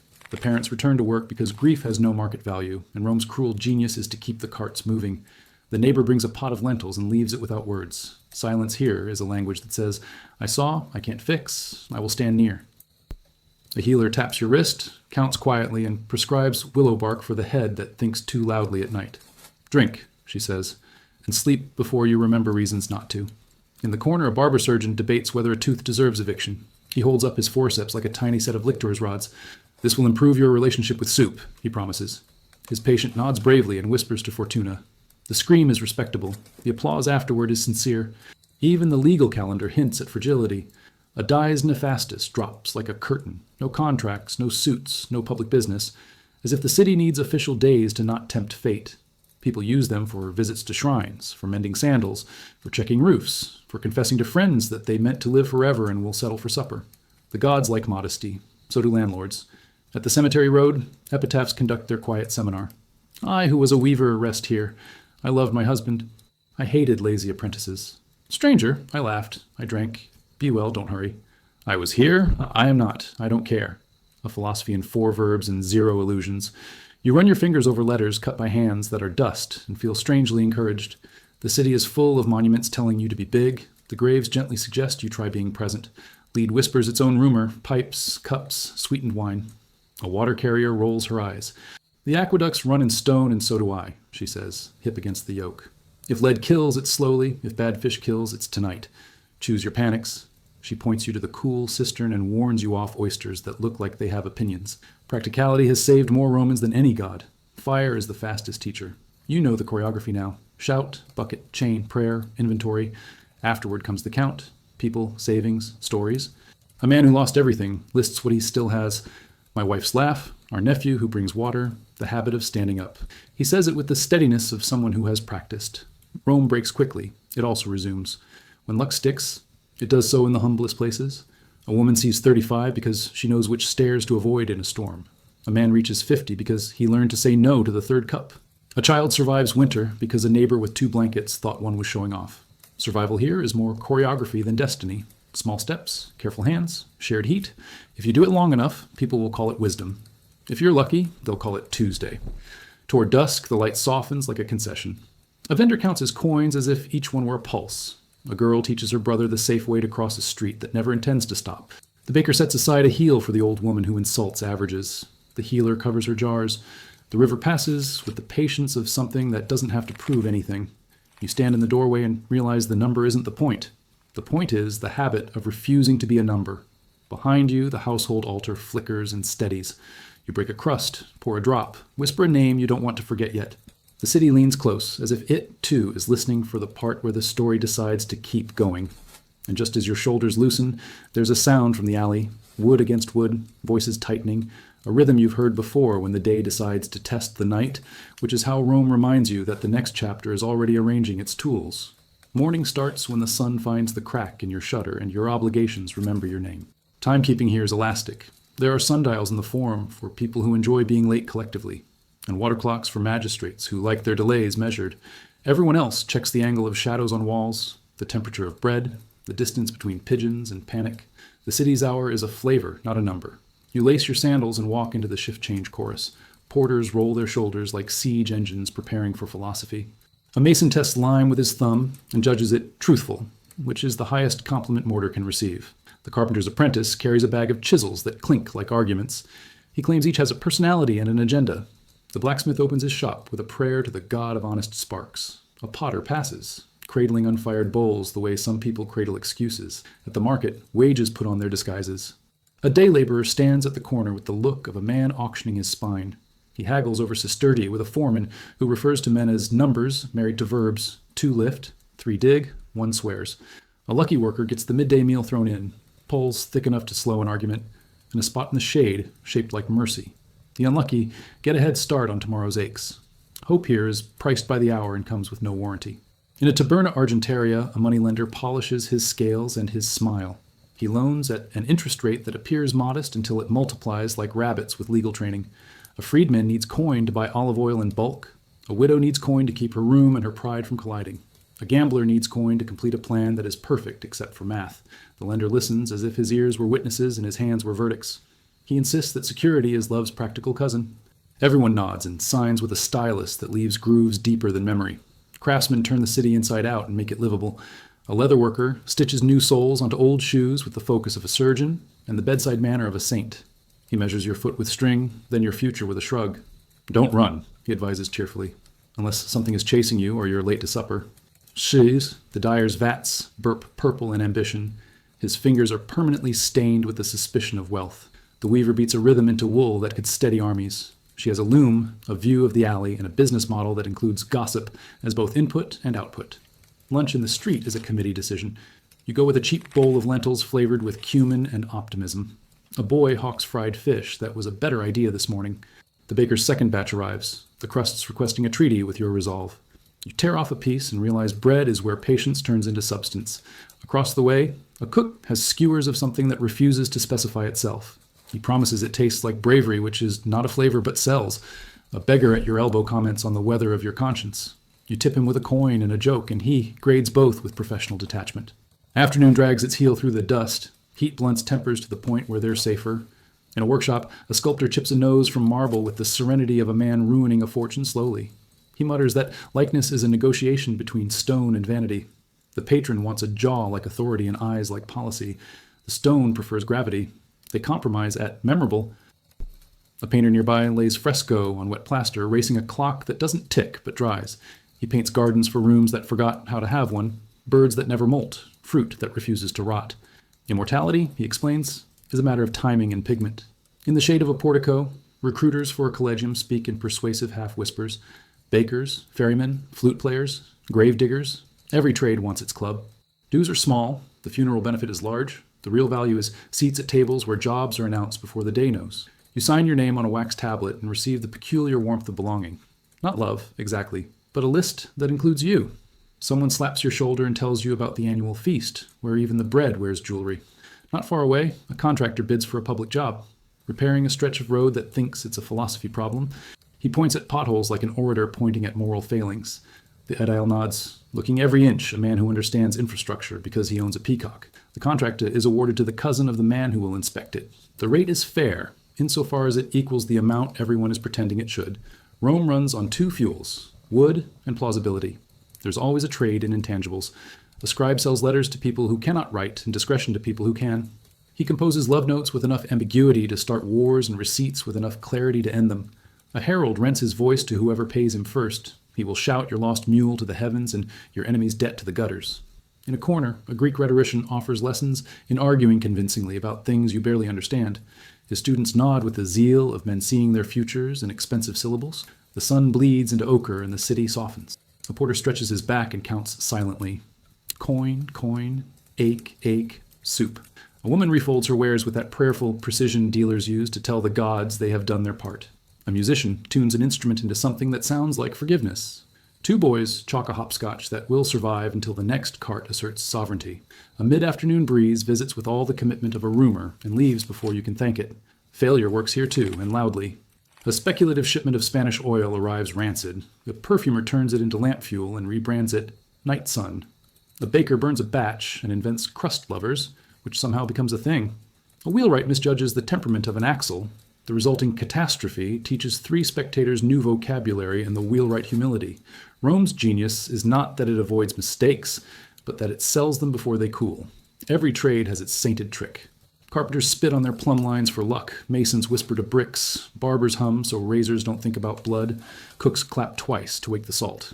You adopt one, 2 taps on the threshold before you leave, and discover that ritual improves productivity even when it fails at magic. The gods may or may not be watching. Your muscles definitely are. Dusk pulls shadow over marble until expensive looks reasonable.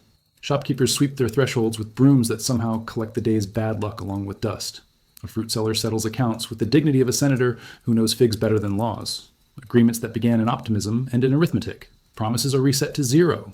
Credit becomes faith with a due date. Someone sings in the alley, badly and bravely, and you feel your shoulders entertain the idea of tomorrow. And just as the street decides to become a story about supper, a drumbeat rolls from the subura like a practical prophecy. Wood on hide, hide on air in your ribs. It's not the clean rhythm of ceremony, but the crooked tempo of many feet choosing speed. Stalls shudder in the time it takes a bird to decide against flying. Doors forget how to be welcoming. You catch the eye of a man who makes his living with hammers and find in it the old Roman instruction manual. Cut weight, cut noise, cut distance to somewhere with a latch, because the workday here isn't over until the night proves it has better arguments. The drumbeat turns a corner before you do. It's not festival clean, it limps, which is how trouble keeps pace with everyone. Stalls slam shut like eyelids. A woman sweeps coins off her counter in one elegant motion that looks like prayer. The street tightens. Even dogs decide to be furniture. You learn a new Roman rule. When sound stops being background, you become foreground. It's only a scuffle, this time. 2 youths in faction colors spark at a dice table, the way sparks prefer dry straw. The first throws an insult shaped like a compliment. The second returns a compliment shaped like an insult. Someone's elbow finds someone else's ribs. Someone's pride finds a reason. A cudgel appears with the inevitability of weather. You notice how a crowd edits itself. The elderly drift to thresholds, the brave to the edges, the clever to shadows, the innocent to high places if they can find them. A man mutters that the blues always start it. Another mutters the greens do. Both are thrilled to be historically correct in advance. Enter the vigils. Part firefighters, part night watch, part civic disappointment. Hooks, buckets, short swords, longer patience. Their decurion does the arithmetic of bodies at a glance and subtracts a riot before it multiplies. He speaks in the tone of a man who's practiced not making widows. The cudgel becomes evidence, the dice table becomes furniture again. The boys become suddenly philosophical about destiny and home. Someone jokes that Rome's greatest invention is the look that says, "Not today." It spreads faster than smoke. When the watch moves on, the street exhales like a lung that's learned manners. An old man points to the wall where fresh graffiti blooms. "Whoever stole my cloak, return it and keep the lice."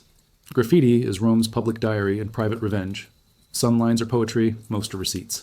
A lover pleads, "Crestus, don't forget the oil," which is either romantic or practical, and in this city, those are twins. Over it all, someone has scratched a tiny curse, a handful of neatly carved letters, and a nail hole waiting for a convenient crack to hammer it into. Good luck shared is faith, bad luck outsourced is policy. As evening deepens, crime gets less theatrical and more professional. A man with good sandals and bad judgment advertises himself with a purse that jingles like a tambourine. 2 shadows peel off a doorway, move as one instrument, and he becomes lighter by 3 coins and a story. He will tell the story loudly later as proof he belongs. In Rome, even misfortune wants an audience. A woman in a doorway offers a smile that has negotiated many contracts. Her hair gleams in lamplight. Her terms are sane. Her doorkeeper is a mountain. Her room smells like myrtle and ambition. She asks your name and doesn't expect the truth. She offers hers and expects you not to believe it.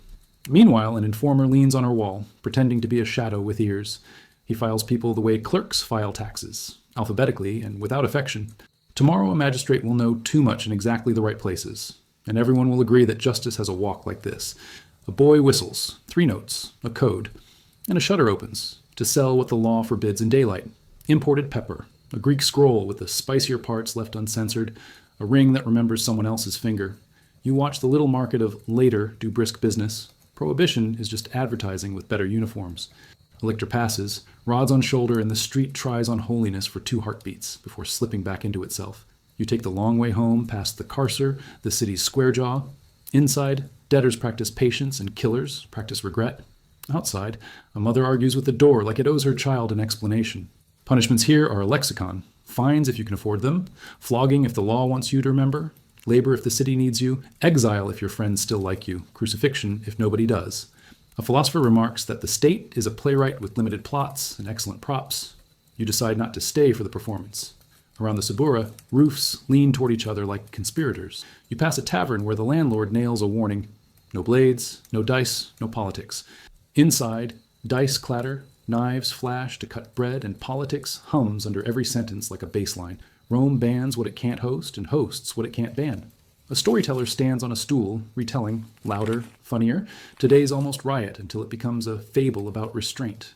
People tip him with olives and corrections. A pickpocket brushes your belt and finds nothing he wants. A small triumph you conceal behind a yawn.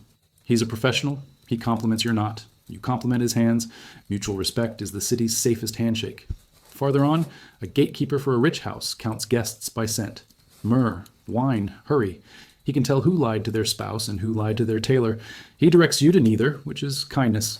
On a bridge, 2 lovers carve initials into stone with a nail borrowed from mischief. A beggar blesses their union for a coin and blesses your wallet for 2. He has the eyes of a man who's seen the river change its mind. The Tiber carries reflections of lamps like small promises that cannot swim. You toss in a crumb for the river's goddess and receive, in exchange, the illusion that currents remember you. Night reaches that hour where noise organizes itself. Musicians cluster, kitchens close, arguments cool enough to be folded and saved. The city counts itself. 1, 2, many, enough. A patrol of soldiers marches past with that square rhythm that convinces stones to behave. One trips, recovers, grins at you. Humans, thank the gods. And the line flows on. A thief, seeing soldiers, pretends to be a philosopher and almost pulls it off until he misquotes a proverb. Even metaphysics has standards. Your building greets you with the usual gossip of timber and clay. On the landing, a neighbor shows you a dented pan and says a rat, the size of a senator, attempted taxation. You fashion a trap with a pot, a stick, and hubris. The rat declines to participate in your morality play. In the courtyard, someone hangs a small bell on a cord across the passage, an alarm with manners. Everyone nods as if they invented it. Sleep tests the locks. Somewhere, a lamp flares too bright and is scolded into reason. Somewhere, a couple reconciles loudly enough to reassure the block that tomorrow's bread will be paid for.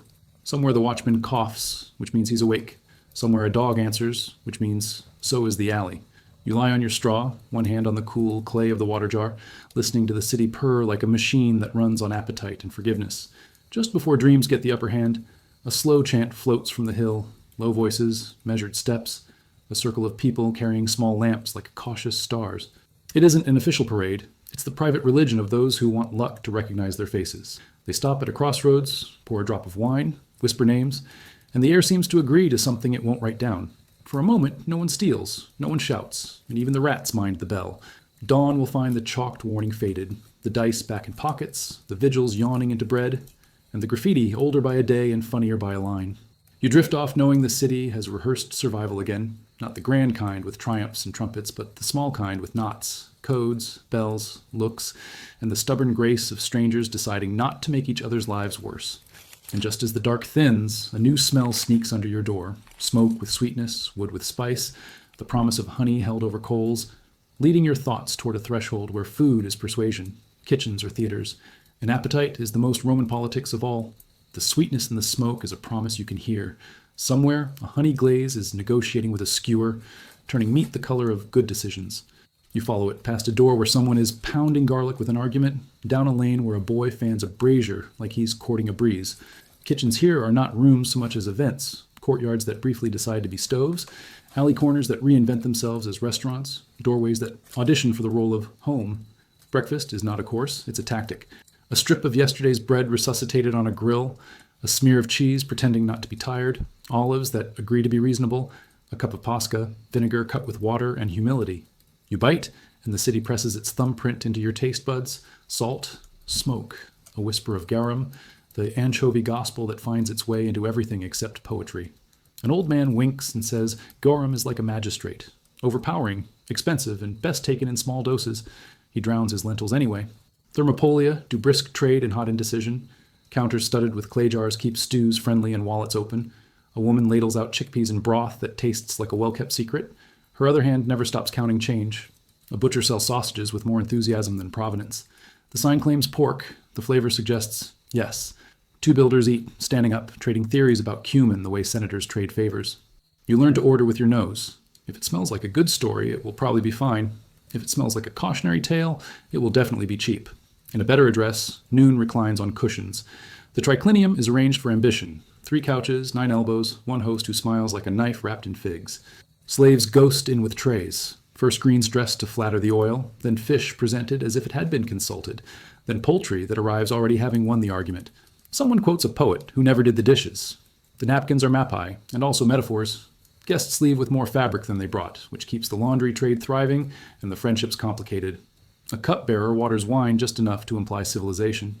Everyone pretends to be surprised by dormice glazed with honey and sprinkled with poppy. Everyone isn't. Meanwhile, the poor eat verbs. Boil, bake, grind, scrape. Pulse, the soldier's porridge, rules the republic of hunger. Barley when times are honest, spelt when times remember mercy. A woman beats it smooth with a flat stick, folds in leeks, folds in hope, sets it aside to think about being dinner. A child learns the sacred ratios. 1 pinch of salt to bribe the tongue, 2 to apologize for the water. You realize cuisine is just math with taste buds, and most of the city is doing it in their heads. Bread has politics. The panis quadratus from the communal oven emerges with that starburst score that makes it easy to break and easier to share. You can read prosperity in the crumb, tight when the grain ships lag, open when the winds and the gods remember their job. Bakers stamp loaves with their marks the way generals stamp history. Don't forget who fed you. At the mill, donkeys walk circles into tomorrow. The miller brushes flour from his arms like snowfall and claims the grain is Egyptian today, Iberian yesterday, and always Roman when the inspector comes by. He isn't lying, that's what makes it funny. Spices are theater in a jar. Pepper is a foreign policy. Cinnamon is a rumor with a passport. Asafoetida is a dare. A cook with 3 clays and a dream transforms turnips into compliments and cheap fish into arguments people enjoy losing. He shows you the trick of layering flavor like tolerance. That little burn at the end is not an accident. It's a contract. When you ask for the recipe, he grins and says, "First, be hungry." He's right. Appetite is the city's most reliable seasoning. Public feasting rearranges the map. On festival days, a neighborhood turns itself into a menu. The butcher's boy strings garlands over hooks. A priest blesses a bull with a hand steady from practice. The meat returns hours later with a university degree in smoke. Bread is sliced into the shape of fairness as aediles smile like donors. Even skeptics queue for sacred protein. Children lick grease from elbows with the liturgical seriousness only sugar and salt can demand. Someone's aunt claims the gods prefer her marinade. The gods, to their credit, don't contradict her. Garum has its own aisle in the market. Amphorae sealed with pitch, painted with promises, ranked from civilized to adventurous. A dealer taps a jar and swears this batch is from a coastal town where fish volunteer. He pries the seal. The scent performs an exorcism on your pride. You get used to it, he says cheerfully, like marriage. A philosopher nearby mutters that taste is memory wearing a costume. He buys the expensive jar and hides it like a love letter. At the edge of the Subura, a papina posts rules that sound like jokes. No fighting with the ladle, no borrowing the cups to make points, no politics unless you're paying for everyone. Inside, a stew labeled "Today" accepts donations from yesterday. The proprietor has a knife he uses only for onions and another for debates. He divides a platter with the fairness of a judge whose court is a table. A trio of muleteers argue sauces with the gravity of jurists. Their verdict is that garlic is a form of truth. The room agrees. Not all kitchens are forgiving. Fire is an impatient tutor. In your insula, a pan forgets its purpose and becomes a story about speed, shouts, the slap of wet cloths, the practiced ballet of bucket and line. When the smoke gets personal, the corridor fills with neighbors who know where the water waits and where the wind misbehaves. Afterward, somebody brings a loaf that escaped, a little burned, a little heroic, and breaks it with the solemnity of law. The taste is relief. The crust crunches like a vow. Etiquette is edible. You learn to eat with the first 2 fingers and a friend, to keep the sauce on the food and the opinions on a leash, to praise the oil before you praise the host. Toothpicks, quills trimmed to ambition, appear like punctuation at the end of a course. A slave flicks crumbs into a bowl as if absolving the table. Guests tell stories that get better at the pace the wine forgets restraint. Everyone thanks Vesta for the fire and Mercury for the bill. By late afternoon, the city smells like decisions. Fig sellers split fruit to show off the pink logic inside. A cheesemonger lifts a wheel and thumps it with the seriousness of a judge ruling on delight. The olive man lets you taste last year and this year and asks which future you prefer. Kitchen waste piles up in tidy heaps that will be not waste by morning, because pigs believe in circular economies and Rome believes in pigs. Supper is when gratitude sits down. A wedge of goat cheese performs above its pay grade. A dish of greens remembers sun and salt and something sharp. Bread, warm enough to pretend, sops up the pan's last thoughts. You eat slower than hunger tells you to, because conversation needs room to plate itself. A neighbor arrives with a jar of pickled something and a rumor about a new edict on market weights. Everyone groans, then eats the pickles, then groans less. Food lowers the cost of patience. There are luxuries ordinary enough to feel achievable. A sprig of rue on beans, a splash of date syrup on barley, fresh figs stolen from noon and smuggled into evening. There are absurdities ordinary enough to stop being absurd. A peacock egg nobody wants to crack, a sauce that costs more than the cook, a dessert sculpted into a miniature villa you are expected to demolish politely. Rome loves a good joke you can chew. Night collects plates and voices. The brazier's coals resign themselves to ash with dignity.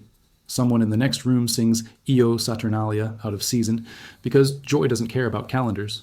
In the alley, a boy practices calling out, "Fresh bread with the authority of a future."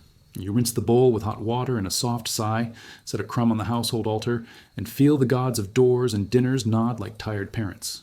Just as your lamp agrees to be small, a different perfume shoulders aside the honest smells of fat and smoke, a resinous thread of myrrh and pitch riding on cool air, pulling your attention upward to where lamplight pools on votive faces, and the city's appetite turns for an hour into faith that tastes like wine and sounds like bronze. The resin pulls you toward a doorway already crowded with whispers. A woman lights a crumb of incense like she's tipping a waiter, lifts it to the little faces on the shelf.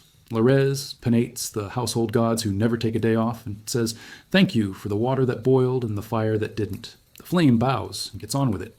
A child repeats the gesture with the solemnity of a very small senator, then sneaks a sniff of the incense and sneezes the way faith sometimes does, sincerely and inconveniently.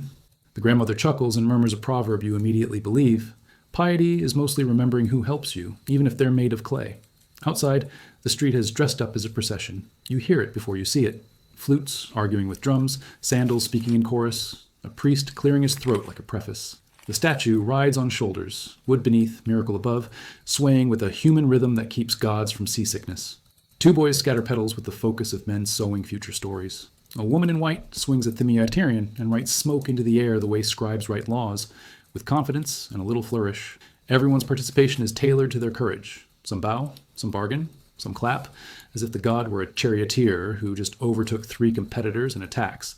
Later, when the plaza exhales, a man in a fringed cloak marks off a quadrant of sky with a crooked staff. Augury, the divine weather report.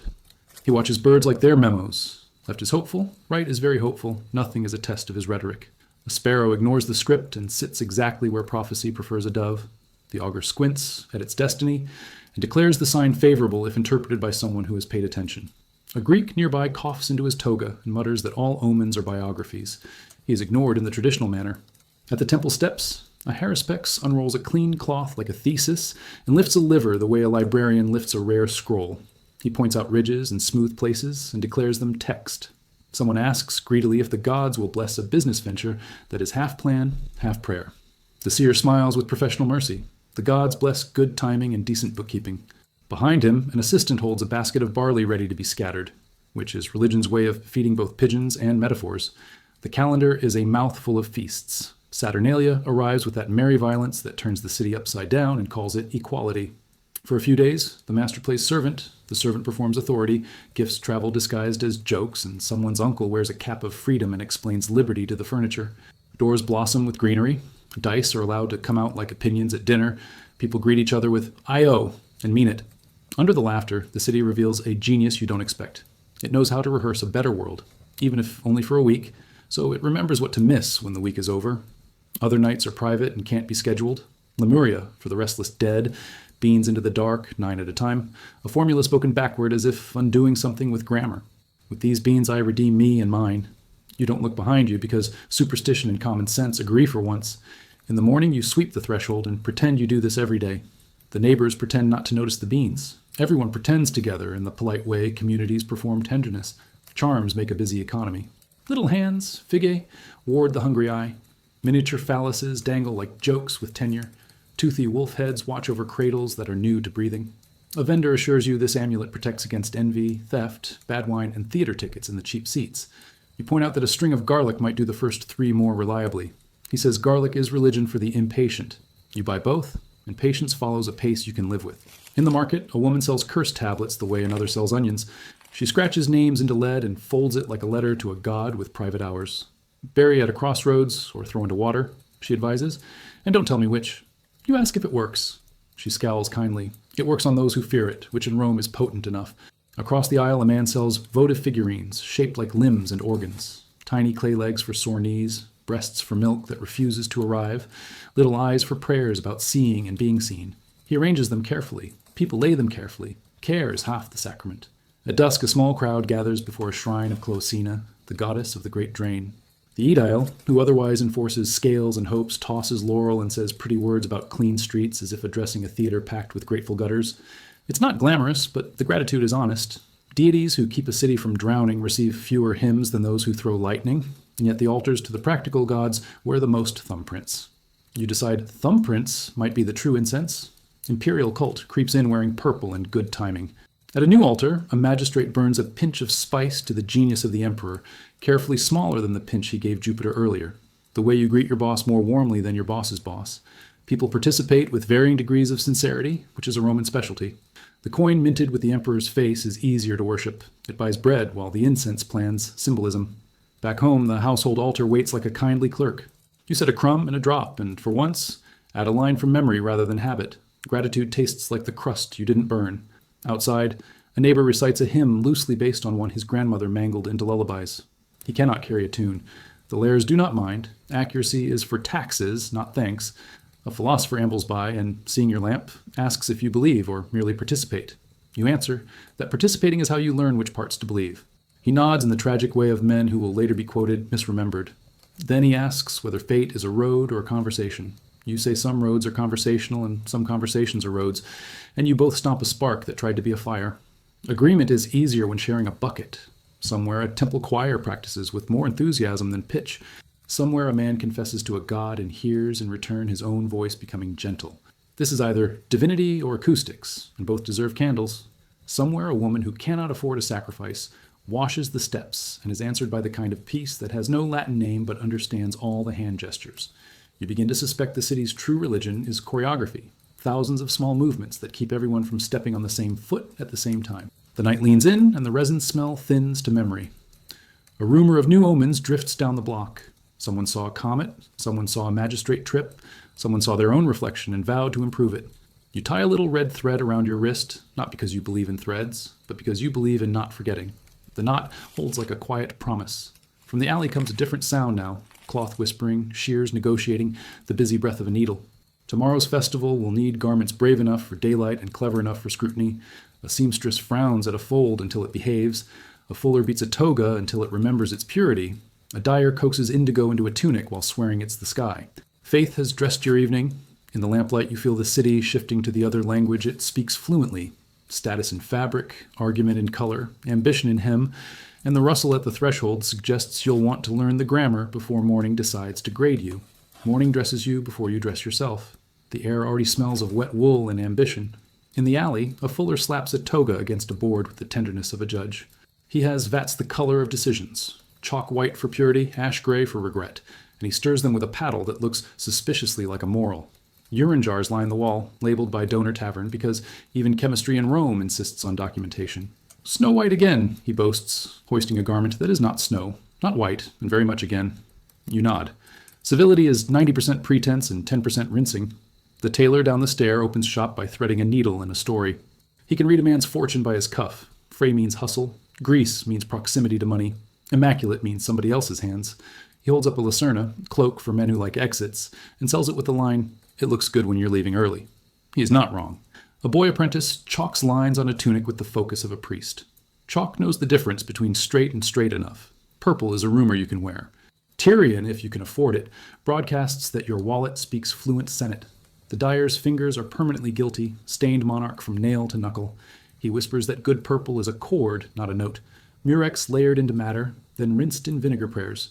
A matron chooses a border just shy of illegal. The dyer winks. Sumptuary laws teach taste by being annoying. Meanwhile, a rich young man orders a stripe wider than his discretion, measuring adulthood in dye. Tunics are democracy in fabric. Everybody gets one. Nobody agrees on length. Laborers go short for honesty and airflow. Philosophers go long to hide knees from critical thought. A clean hem says you started your day indoors. A stained one says you finished it outside. Children wear their bulle, little gold amulets like small negotiators against envy and accidents. When a boy puts his away for the toga virilis, a household quietly changes key. Freedmen wear the pileus cap, white and unsubtle. Liberty and felt, dignity that pills if you disrespect it. Women make argument and art you can drape. The stola hangs like good advice. The palla floats like the afterthought of luxury. Pins, fibulae, do the work of a legislature, holding too much together with too few votes. A clever matron can turn 3 yards of cloth into 6 opinions. She knots the end of her shawl just so, signaling confidence, whether she's listening. Jewelry edits faces. A string of glass beads declares optimism. A heavy torque declares neck strength. A signet ring declares the ability to finish a conversation with wax. Shoes are essays. Sandals talk about weather and class at once. Calce, the closed ones, say, I have business inside. Caligae, the soldier's boot, say, I intend to arrive anyway. A cobbler holds up a pair repaired 3 times and still argumentative. He pats the leather like a mule's flank. And walks like its owner, he grins. You notice how a city's map inscribes itself into souls. Forum dust, suburb grime, the Tiber's sulk. Some men wear no shoes at all and look richer for it. Confidence is footwear. Hair is a calendar you keep on your head. Men crop short or let curls declare leisure. Women build architectures, towers of braids, arcs pinned with tiny moons, the occasional imperial imitation that requires an extra pair of hands, and a treaty with gravity. The ornatrix, the hairdresser, arrives with pins, perfume, and news. She teases hair and rumors to similar heights. Lean your head, she says. And you do, because there's a kind of power in surrendering to competence. She finishes with a flourish that says, without words, today will notice you. Cosmetics argue with sleep. Kohl defines eyes into weaponry. Rouge rescues cheeks from reasonable diets. Lead-based white tries to convince the face it lives indoors. A perfumer blends myrrh and rose into small, portable apologies for public life. He sells little pots of unguent with names like rhetoric and truth. Rhetoric outsells truth 3 to 1. A satirist nearby grumbles that beauty is just politics in miniature. The perfumer replies that satire would smell better if it washed. A laundry day is a festival of humility. You stomp tunics in a tub that has seen more repentance than the temples. A neighbor teaches you the trick of getting oil out with chalk and good gossip. Tell a story while you scrub. The stain knows when you're distracted and lets go. Lines web the courtyard like treaties, and tunics become flags of fragile empires. A gust of wind makes them salute. A second gust declares a small war. You negotiate with clothespins and swearing. There's a thriving second-hand market for history you can wear. A stall offers an ex-magistrate's threadbare toga with the sales pitch. Powers, fingerprints included. Another lays out soldiers' belts and city belts. One tells the truth, one tells the time. A woman buys a shawl that still smells faintly of incense and promises. She smiles like someone who recognizes the shape of a previous owner's hope. Counterfeiters sell fake stripes for tunics to men aiming at bigger rooms. The stripe holds until a door asks questions. Etiquette is measured in folds. In a patron's atrium, you drape the toga with suffering and grace. Too tight, and you look cheap. Too loose, and you look Republican. You learn the sinus, that dignified pouch of cloth for carrying tablets or retreating hands. You learn how to sit, so your folds speak Latin. Modesty in the knee, readiness in the shoulder. A client arrives with his toga wilting like a lettuce. The doorkeeper sighs in perfect iambs and fixes it. Social mobility is 70% tailoring, 20% timing, 10% pretending not to count. Work outfits tell the blunt truth. A mason's tunic is a palimpsest of stone. A fuller's hair carries the smell of empire's underbelly. A baker wears flour like a blessing. A scribe's fingers are black with verbs. A fishmonger's apron could prosecute its owner and win. Yet, when evening comes, even the fishmonger smooths his hair with oil and trades his honest apron for a clean tunic that claims ignorance. Dignity, like dinner, benefits from being served hot. When the weather turns cranky, Rome layers. Cloaks multiply. The heavy pennula for rain that has opinions. A hooded cucullus for nights that overstay. A traveler's cloak lined with choices. Fashion here is seasonal obedience. In summer, linen argues politely with heat. In winter, wool convinces you you're fine until you stop moving. Everyone claims to love autumn because it has the best light and the least decisions. Spring arrives like a rumor in green stitching. Children wear the future. Girls test drapes on dolls the way generals test campaigns on maps. Boys practice not tripping on a practice toga, cut to humiliation length. Mothers sew names into hems with stitches they don't show to fate. Fathers adjust belts and pretend not to count how many holes are already used. A small hand tugs your sleeve and asks whether purple feels heavy. You say yes, because truth teaches balance faster than cloth. At festivals, clothing votes. Whites for purity, wreaths for permission, ribbons for causes that will evaporate by next week but feel immortal under sunlight. Saturnalia puts caps on heads that don't usually get them. Weddings put veils on women who know exactly where they're going. Funerals put darkness on brightness and remind everyone that folds can mourn. Even the poor find a ribbon, a sprig, a piece of shine, because being seen is a kind of bread. Shops close with the rustle of cloth folded into potential. Tailors tuck odds and ends into jars labeled later, which is a language the city speaks fluently. The fuller hangs a last toga to dry, and it flutters like a ghost rehearsing retirement. The dyer washes his hands and fails, as men do who handle permanence disguised as color. You feel, strangely, kinder toward your own shirt, which has fought its daily battle with gravity and sauce and remained loyal. At home, you unhook fibulae with the relief of treaties signed. The day comes off in layers: dust, sweat, other people's opinions. You fold carefully because care is a cheap prayer that works. On the shelf, the household gods watch like critics who've seen everything. You set tomorrow's tunic where morning can't pretend to forget it. Your fingers smell of lanolin and lamp oil, the city's two most honest perfumes. From the stairwell drifts the sing-song of a hairdresser closing her kit, and beneath it the far-off thud of a hammer. 2 trades keeping the city dressed and the roofs attached. Outside, a burst of laughter pinpricks the dark, then fades into the soft scrape of sandals, heading somewhere promising. You drowse, seeing in your mind a street of fabric and faces, an avenue where hems whisper rank, pins flash alliances, and a poor man's clean cuff becomes a passport, until a sharper sound threads the cloth, the taut snap of a seal being pressed into wax, the clink of a ring against a tablet, and voices lowering in that specific register used for signatures and secrets, tugging you toward the place where clothing gives way to contracts, and the city decides whose name counts when the ink dries. The seal pops like a small thunderclap, and the room exhales beeswax. A tabelio, part scribe, part locksmith of fate, slides a stack of wooden tablets across the counter. The wax is combed smooth as a conscience before lunch. He hands you a stylus and asks questions in the tone of someone who already knows your answers but needs them in your handwriting. Name, parentage, the useful truth about your address. A witness coughs into his fist with the professional boredom of a man who rents out his eyes by the hour. Your ring meets the wax with a kiss that means, later you can't say it wasn't me. Contracts are just promises with fingerprints. In the corner, a clerk sings numbers to his abacus, pebbles clicking like rain on a tiled roof. The melody goes, deposit, interest, penalty, mercy. Repeat until either the borrower pays or the gods intervene. Behind him hangs a board of sample phrases for people who want to sound legal without becoming it. Do you promise? I promise.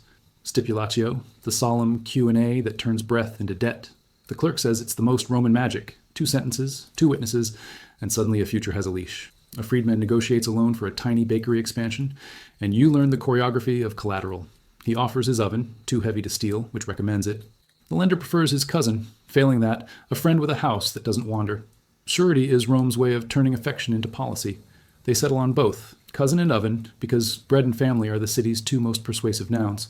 The scribe smiles by habit and sharpens the thin end of your stylus, the one you'll use to erase if tomorrow disagrees. Across the counter, a bride's father rehearses his dignity into dowry tablets. 3-part ceremony, 2 parts inventory. 2 bracelets, 1 chest, 3 garments that say, I thought about winter, a sum in coin that sounds like a sneeze. The groom's representative nods with priestly gravity. Everyone pretends love is not listening while money arranges chairs. Wax preserves the romance the way salt preserves fish, powerfully, with a certain fragrance. Someone jokes that marriage is a partnership in which the gods handle passion, and lawyers handle everything else.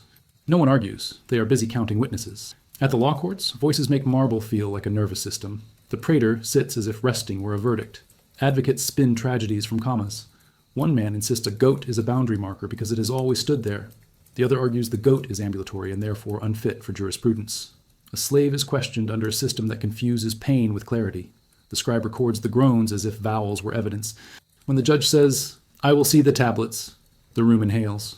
Wood passes like fate through careful hands. A cracked hinge tries to become reasonable. A seal smiles an old waxy smile. Not everything official wears a toga. In the market, a wine dealer marks amphorae necks with brands that look like constellations. Origin, owner, tax paid, hope attached. A dock worker scratches short letters into a tally stick, then snaps it clean. Each keeps a half, and trust is a snug fit between 2 pieces of wood. The stick will outlive most of its users, which is why wood is so popular in finance. Beside him, a grain merchant hedges against weather by promising tomorrow's price today. It's not gambling, he says. It's timing. You nod. Timing is the respectable face of luck. Up the hill, the tabularium heaves with the city's memory. Rows of shelves, rows of lives. citizenship grants, manumissions, boundary disputes, a last will with a dramatic twist that will only be discovered when the heirs have already fainted. A clerk with a lantern leads you down an aisle that smells like dust and triumph. He taps a bundle with his stylus. Here, Gaius the rope maker, freed by Publius the not entirely generous. The knot between them has been legalized into a loop. Paper doesn't exist, but paperweight souls lie everywhere. Tax collectors insist their ledgers are a branch of philosophy. They explain the census, the categories, the dignified arithmetic of goats. You are what you list, one says, and you wonder if listing your worries would shrink them or give them the right to charge rent. He recommends an offering to Fortuna and a modest claim about your vineyard. Modesty, in Rome, is simply accuracy dressed like caution.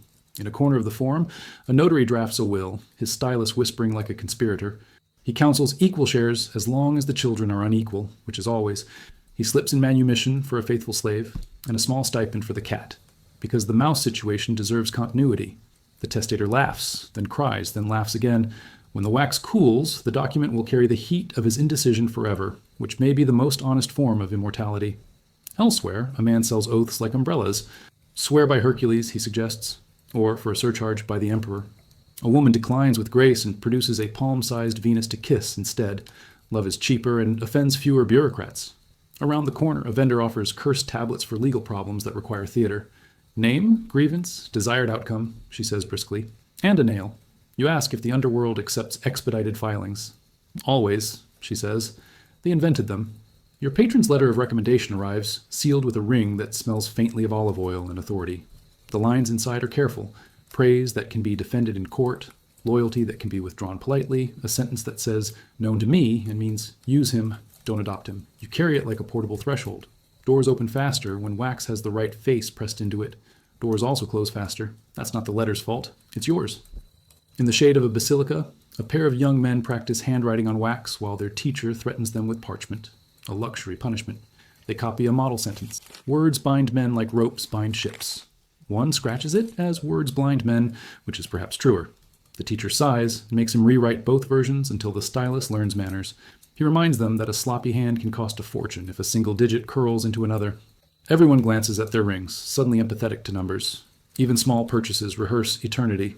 You buy a jar of oil and receive a tiny stamped token promising a refill. Bring it back, the shopkeeper says, and we'll remember you. Memory outsourced to clay feels oddly intimate. At the money changer's bench, a Greek coin thin as gossip clinks against a Roman one fat with self-esteem. The changer weighs them with a nod that could start or end a war. He flicks a fake back into the tray with the elegance of a man who has interdicted nonsense all day. A courier sprints through the portico with a leather tube of messages, and the self-esteem of Mercury on a deadline. He carries the latest edict about street widths, which is to say, a reminder that carts are wider than laws. A builder reads it, squints at his scaffolding, nods like a man who can perform compliance while constructing a convenient exception. He asks the scribe to draft a petition explaining why his alley is technically a river. The scribe, an artist in loopholes, charges extra for hydrology.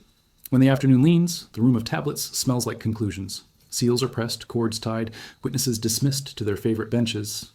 Outside, a lictor's rods snap softly as a magistrate passes. Punctuation you can hear. A beggar asks for alms in the name of Mercury, which would be cynical if you hadn't just watched inkless commerce summon a city into order. You tip him with a coin and a proverb.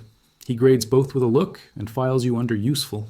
Back at your doorway, you tuck your copy of the tablets into a niche behind the household gods. Clay faces watch you hide wood. Insurance is a form of prayer everyone understands. You run your thumb over the seal and feel the groove where your ring pushed your name into a future you'll have to live inside. Outside, someone practices the knock used by messengers who would like to be paid in the same year they walked. Somewhere farther off, a slower rhythm begins. Metal on leather, the ratcheting hush of shields being stacked, reminding you that for all the city's faith in wax and witnesses, there's another kind of signature marching the streets at dusk, and it doesn't need a stylus to make itself understood. The clatter begins like weather, metal on leather, a rhythm that finds your ribs whether you invited it or not. Down the street, shields stack with the patient logic of pottery, and a centurion's vine staff taps the morning into columns. He has the posture of a man who files human beings alphabetically. His glance rakes the line for slack belts, long tongues, and straps that will fail exactly when it's expensive. One recruit stands too proud, another too tired. Both are corrected without nouns. It's astonishing how much grammar a boot can teach. On the training field, the ground is less earth than witness. Sand records every mistake in looping cursive. Wooden swords, heavier than the real thing, because Rome believes in cruel rehearsal and generous performance, thud against shields until wrists learn the difference between force and accuracy. The drill master barks in declaratives only: march, wheel, thrust. Conjunctions are for poets and lawsuits. A veteran with an eyebrow scar shows a boy how to lock a scutum into the next, and suddenly 2 men are a wall and 3 are a policy. They advance in a little thunder, and you see why cities with better poets still wrote their histories in footprints. The armorer's stall is theater with hammers. He weighs mail like bread and listens to it the way bakers tap crusts. "This sings right," he mutters, shaking a cuirass so the rings purr. Leather creaks when it's honest and complains when it's tired. He threads a strap through a buckle with the affection of a farmer naming a mule. A recruit tries on a helmet and becomes instantly thoughtful. Metal changes the shape of a man's future more efficiently than philosophy. Supplies arrive with the fussiness of gods and the humility of mules. The quartermaster counts everything twice: grain sacks, spear shafts, the number of sandals likely to die of boredom, then smiles because numbers are the one enemy that retreats on paper. He explains how a legion eats: wheat into flour, flour into pulse or bread, bread into legs, vinegar into water, water into discipline, salt into meat, meat into stories later. A carpenter fits a wheel with a wedge and says softly, "If this goes, the food goes. If the food goes, we go." Logistics is the polite word for survival. Roads do their own kind of recruiting. The stones themselves sell the idea. Straight as an accusation, crowned just enough to throw rain off like gossip, bordered with ditches that learn to mind their manners. Milestones promise order in a unit you can stub a toe on. A courier clatters past with a leather tube in the face of Mercury's less charming cousin. He carries an order that will make some village tomorrow more Roman than it remembers consenting to. The road doesn't ask if you approve. It asks whether your sandals are up to it. Recruits learn the pack like scripture: cloak, ration, bowl, a stake for the camp palisade, every man a fence post with opinions. They practice throwing the pilum, the Roman javelin whose head bends on impact so the enemy has to choose between fighting and knitting. It's a cruel joke told in iron. A boy laughs, then stops when he realizes how funny it is in practice. The centurion doesn't laugh. He has seen jokes answer back. Veterans stand aside, cataloging errors with the tenderness of men who made them all and survived anyway. One taps his knee, whether there too, and tells you about campaigns that sound like bad marriages, distant, expensive, and fondly misremembered.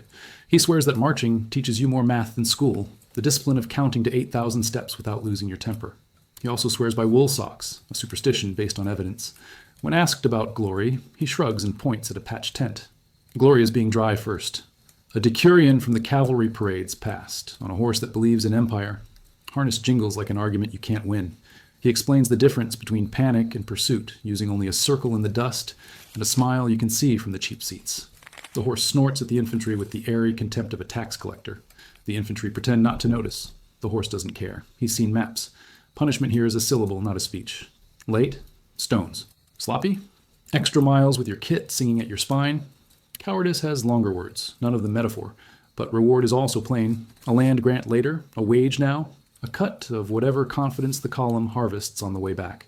The standard bearer, furs, medals, face that could negotiate with weather, holds the eagle like a promise he plans to keep personally. When he lifts it, even the dusty boys look briefly like a coin you'd be proud to spend. At the smithy, a young woman files arrowheads sharp enough to finish sentences. Someone snorts, and she returns the favor with a glance polished on flint. "Iron doesn't care who holds it," she says. "Only how." A merchant brings bundles of spare nails and leaves with lighter bundles of money. War fattens accountants as predictably as it thins heroes. You learn to respect any economy that can turn spears into ledgers. The camp outside the walls grows in an afternoon like a disciplined mushroom. Ditches, rampart, stakes, sudden geometry on dirt that didn't ask for it. Tents lay out streets more regular than the city's own. A soldier can find his comrades drunk or dead in the dark by counting ropes. The cookfire district smells like ordnance for hunger. Barley, bacon. A rumor of bay leaves someone smuggled in a sandal. Men talk about home in the conditional tense. The quiet that follows is loyal but not obedient. In the basilica, casual conversation changes shape when a general enters. His cloak is a map of dust and ambition. He speaks to the centurions with the piety of a man addressing instruments, to the ranker with a joke rehearsed for sincerity, to the quartermaster with the soft voice reserved for the man who can starve you politely. He points with a vine staff and a future gets redrawn. The staff is lighter than the outcome. Marching out is a choreography that makes gods look sloppy. Standards rise, horns say yes, sandals answer in unison. Citizens line the road with faces that have learned how to clap and calculate at the same time. A mother fingers a bulla at her neck because the boy who wore it is pretending not to look back. A tavern keeper waves with a ledger instead of a hand. A dog, sensing solemnity, adopts the column and becomes a small, furry household god for a mile and a half. After they're gone, the city feels oddly articulate. The silence they take with them is a specific kind, like the sound of a lid fitting a jar. Markets adjust. Cheaper wine near the barracks, more pepper at the docks because soldiers brag it cures everything boredom causes. A barber hangs up a sign offering veteran discounts and battlefield haircuts, short enough to survive. Children reenact the departure with brooms and unacceptable leadership. The dogs lie down and dream about meat that salutes. In the evening, a messenger returns with a saddlebag of lists, names, quantities, one scrawled note from a centurion complaining that the last batch of sandals were sized for senators. The clerk laughs, then doesn't. Somewhere beyond the hills, men learn to sleep with their sandals as pillows and their shields as opinions. The city learns to miss a noise it pretended to dislike. You realize Rome exports order and imports stories. Only one of these makes supper better. A veteran limps into the tavern and becomes furniture in the corner that people respectfully dust around. He drinks like a man who has negotiated with thirst and won most days. The innkeeper asks whether the campaign was glorious. The veteran answers with a weather report and a suggestion for better buckles. He shows a dent in his helmet where a reminder once landed. Everyone touches the dent like a holy object. He charges nothing for this sacrament and tips the musician to play something that sounds like arriving alive. At night, you pass the shrine where someone has tied a little wreath to Mars with a tag that reads, "Return what you borrow." A girl pauses to salute with 2 fingers and a face taught by brothers. Far off, you can hear distant drums stitched into the dark like a border. In your room, you set your lamp low and fold a scrap of cloth into your belt, the way men do when they expect news to come quickly and want their hands to be busy when it does. The street settles, the gods count quietly, and just when the city's breath evens, another rhythm rises. Not thunder this time, but the soft, practical beat of sandals outside your door, the economy returning from the field in chains and contracts. And you understand that the road never ends at a horizon. It ends at a threshold that will have to decide what it is willing to become. The line of sandals outside your door has a sound you don't forget. Soft, steady, carrying dust and decisions. By noon, the road's cargo is turned into inventory. Bales, jars, the metallic grammar of shackles, a ledger's worth of breath. The city opens its mouth to swallow it all without chewing. Ostia yawns first. Cranes creak like old priests. Dockmen sing the kind of song that keeps a rope honest. On the quay, painted marks on amphorae read like an epic in abbreviations. Origin, owner, tax paid, optimism pending. A clerk taps each neck with a stick, as if amphorae behave better when disciplined, and calls out weights in a voice that has bullied scales for 20 years. Customs men with waxed tablets sniff for lies. Portoria, the toll on everything that crosses a line, makes an argument out of every jar. Spices, says the merchant, inhaling his own courage. Sawdust, says the official, tapping the seal like a magistrate looking at your tunicem. They compromise at mildly convincing, which is the port's favorite tariff. Farther along, a tax farmer counts money the way bakers count almonds, publicly and with a philosophy. He explains the difference between due and doable, and smiles like Mercury when the shoes fit. Up the Tiber, barges grunt against the current, laden with Egypt in sacks, wheat that glows the color of safety. The river pilots know every sulk in the water and swear at it with affection. At the city's edge, Horia, warehouses with the patience of mountains, swallow grain and exhale receipts. Inside, counters list measures with a seriousness priests reserve for omens. 1 misstroke, 1 extra ladle, and an entire street is hungry. The foreman's ring leaves an oval of authority in the wax. You can almost hear the loaves rising in the future. Booty is not a moral category here. It's a logistics problem with a parade attached. Before the parade, though, there's sorting. Bronze gets weighed and melted into new futures. Silver is encouraged to forget who hugged it yesterday. Fabrics pass through hands that can price a fold by listening to it. A boy runs messages between piles and learns that in kind is not a kind phrase. A quartermaster signs for a crate labeled miscellany. The Empire's way of admitting it loves surprises. He opens it to find 6 helmets, a statue's left foot, and a bag of coins that smell like 2 gods arguing. On the Aventine, publicani, contractors with pockets, bid for the right to squeeze revenue from distant provinces. They smile like men who iron their consciences. One extols the advantages of a valley where olives are obedient. Another praises a coastline where fish volunteer. The auctioneer calls for higher bids. Ethics stays home. "We bring Roman order," says a bidder, which is true in the way storms bring weather. Outside, a boy chalks a hopscotch. Inside, a senator chalks a budget. Chalk is the city's softest weapon. Back near the Forumborium, the animal market shares air with something heavier. A ringmaster with a voice like tanned leather calls the crowd to witness assets newly available. The language is careful, not men and women, but lots Not families, but units. Not faces, but prices. Traders test shoulders like hinges, look at teeth like oracles, and ask about languages as if fluency were a spice. A Greek tutor fetches more than 3 farmhands. A scribe with legible letters outbids a mason with honest hands. You watch a man purchase knowledge and another buy silence, and the arithmetic stings in places no sandal covers. A dealer in chains offers varieties like a vintner. Light for domestic service, heavy for ambition's enemies, iron polished enough to pass for jewelry at a distance. He actually says, polished enough, and the street flinches a little. A woman stands very straight and stares beyond the crowd, an act of rebellion so quiet it sounds like breath. Beside you, a small boy counts links, 1, 2, 3, and you realize he is learning math in the most Roman way possible, through weight and waiting. The auctioneer points his staff, names a price, and your stomach confirms what your ears already know. Commerce can be perfectly legal and still smell like smoke. Elsewhere, the triumph rehearses. Laurel is brushed onto victory's brow until it shines like policy. A gilded cart gets measured for a god's comfort. Trumpeters test a note that splits the day into before and after. Painters touch up a tableau that will glide through the streets claiming history with the cheerful accuracy of theater. In the crowd, a girl perches on her father's shoulders to see the rehearsed future. Captives, booty, animals that have never seen a city, a general who has. She asks if the people in chains will get lunch. The father says yes, too quickly, then buys figs as penance. On the periphery, craftsmen turn conquest into catalog. The bronzesmith hammers old gods thin enough to become new bowls. A jeweler resets stones that have forgotten which necks once told their stories. The coiners fire their dies and test a new bust with a profile designed to convince prosperity it is photogenic. Money changes its face faster than opinion. You have to admire the stamina. A philosopher at a stall of cheap lamps mutters that every empire is a recycling program with better PR.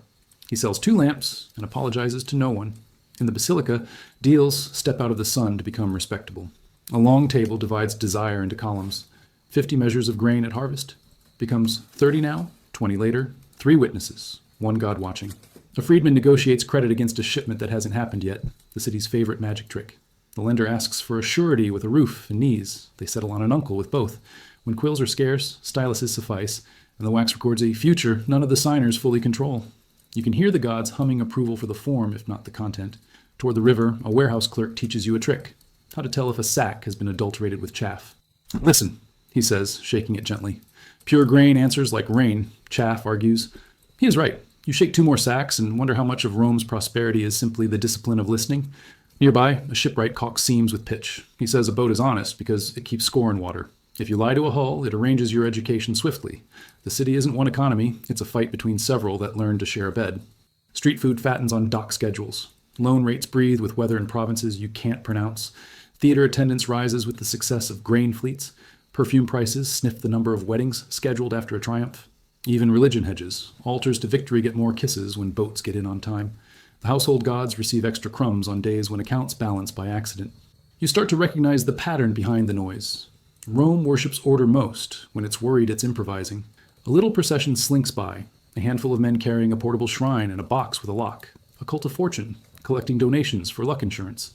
The box rattles with bronze the way the Tiber rattles with silt. A shopkeeper drops a coin and, in the same motion, drops his shoulders. Just in case, he says, which might be the empire's motto. Across the street, a collegium of porters votes on who gets the better corner tomorrow. They count hands in the air and afterwards count cups, which is how many democracies end their meetings.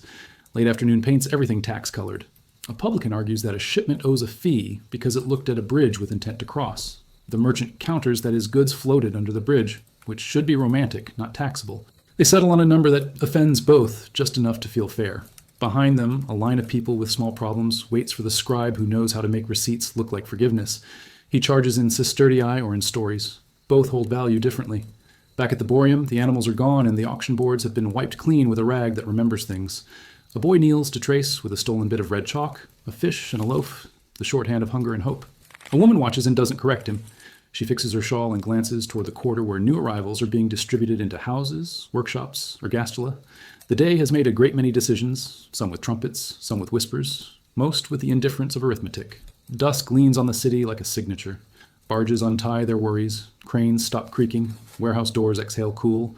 In a tavern, a teamster tells the table that the road home felt longer than the road here. A dockhand pockets a small tip and closes his fist around it as if warming a bird. A money changer counts until the numbers blur into lullaby.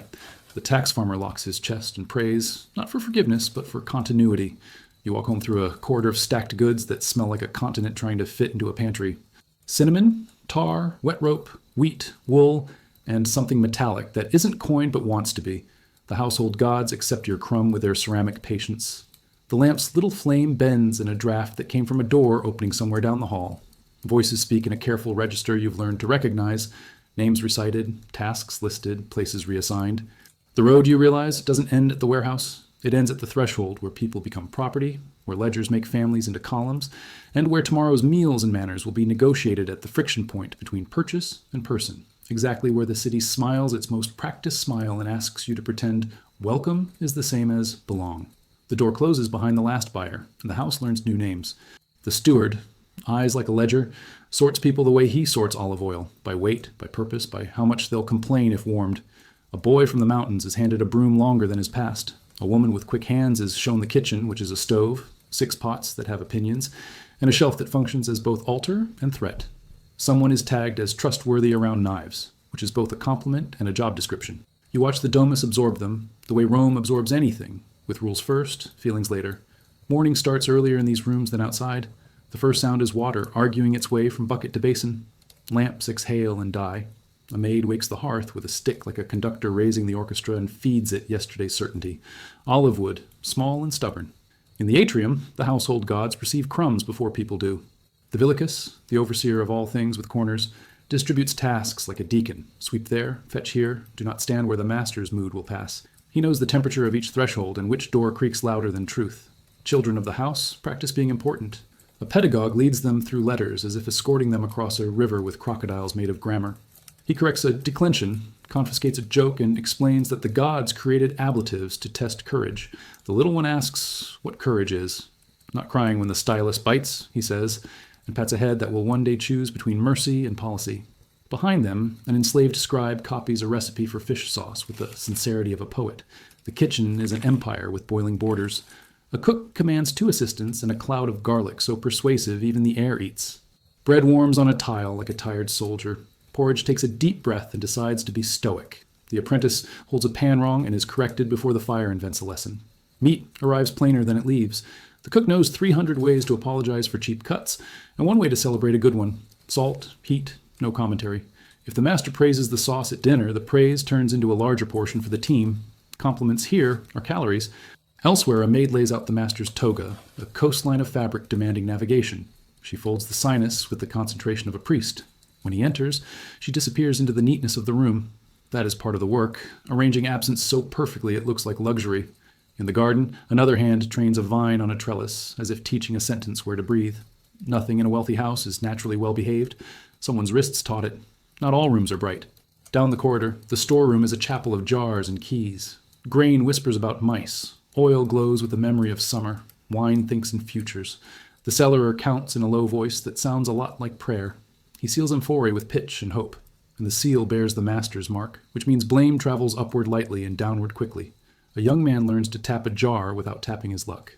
The iron law of intimacy here is that you know everyone, and not at all. You learn which step the mistress avoids because her ankle remembers a fall. You learn the exact sigh that means the master prefers silence with his figs. In return, they learn nothing about you that can't be replaced by the next pair of hands. And yet, human weeds through. The mistress asks after a sister you haven't seen in years. The master leaves a half-finished pear on a plate, and you finish it without tasting theft, only sugar. It isn't equality. It's proximity lowering its voice. Peculium, the small private savings, grows like a secret garden in a chipped cup. A coin here, a tip there, a gift from a grateful guest who recognized a well-timed rescue of a falling platter. The steward doesn't look when you tuck a sliver away. His talent is knowing everything, while seeing nothing that would require him to be unkind. The dream sits on the shelf beside the oil lamp. Manumission bought with patience, paid for in intact plates, quiet competence, middle-of-the-night steadiness when the cough in the nursery gets personal. Manumission is a ceremony disguised as a math problem. Earn enough, wait long enough, or serve someone who prefers gratitude to habit.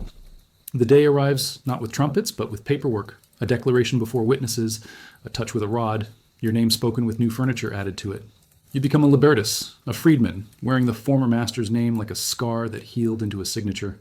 Obligations don't disappear, they change case. You owe visits, assistance, a seat at the end of the long table where favors are cooked and served. Freedom is rarely singular here. It has clauses. Freed status is both passport and leash. You can marry, sue, own, lend, vote in ways that matter mostly to the people watching.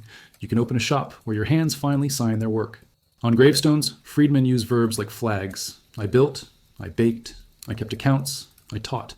They are loud because being quiet once almost erased them. The law doesn't forget, but money is persuasive, and generosity more so.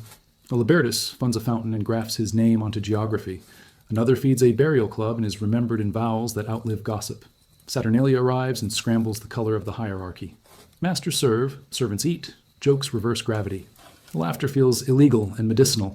A warm day of make-believe does not cure winter, but it teaches the house the shape of a world where the hands that keep water boiling also keep opinion. The next morning the costumes go back into the trunk. Still, you can't unlearn a room that clapped for you. Of course, the whip exists, as do ropes and men who believe volume increases truth. Punishment is a dialect of order spoken by those who ran out of better sentences. You know the sound of it traveling down a hall. The corridor gets longer. The gods on the shelf look away. Someone counts for the sake of counting. The steward hates these days. They make his ledgers noisier. A house maintained by fear breaks faster and eats more bread. Even cruel men learn that cruelty is expensive. The smarter ones learn it early. Families inside the kitchen are families nonetheless. Two hands that share a ladle may choose to share a blanket. A baby is born with a right to somebody's singing and no legal right to anything else. The mistress holds the child and names him after a god she trusts to be practical.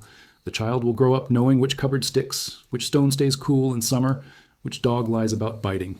He'll also know, too early, how the shape of a room can turn a person into furniture. That kind of knowledge breaks and hardens in the same minute. Education here is sideways. The boy who fans the coals learns to read numbers because meat is priced in more than weight. The girl who pours wine learns rhetoric because drunk men contradict themselves on a schedule. A stable boy becomes a farrier because the horse endured him. The kitchen assistant learns supply chains without a map. Ask him where pepper comes from, and he'll say, from the door, then the shelf, then the pot. Geographers can argue later. The mistress's power is domestic and vast.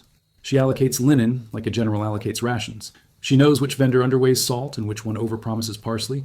Her smile can buy 3 days of peace. When she's kind, it saves more time than any coin. When she's unfair, every hinge in the house remembers it. She speaks to the slaves in the exact grammar she uses on marble statues, gently, with expectation. You cannot tell whether that gentleness is policy or person. You suspect the difference doesn't matter to a pot that wants washing.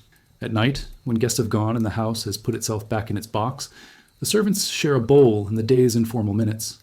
They debrief victories. No broken cups, the child's fever down, the cat persuaded not to be a god. They audit mishaps, the rug's revenge, the olive jar that chose freedom, the guest who tried to reclassify his ring as yours. Laughter redistributes weight better than the steward does. Someone tunes a small lyre and everyone forgives the song because it knows all the right corners. Occasionally, a trader returns to the door to exchange as a purchase who turns out to be a cousin of the person sweeping the step. There are rules for this. There are also ways around rules that look like paperwork and smell like courage. A whisper to a freedman patron, a coin passed into the useful hand of a clerk, a request to the gods who like compromise.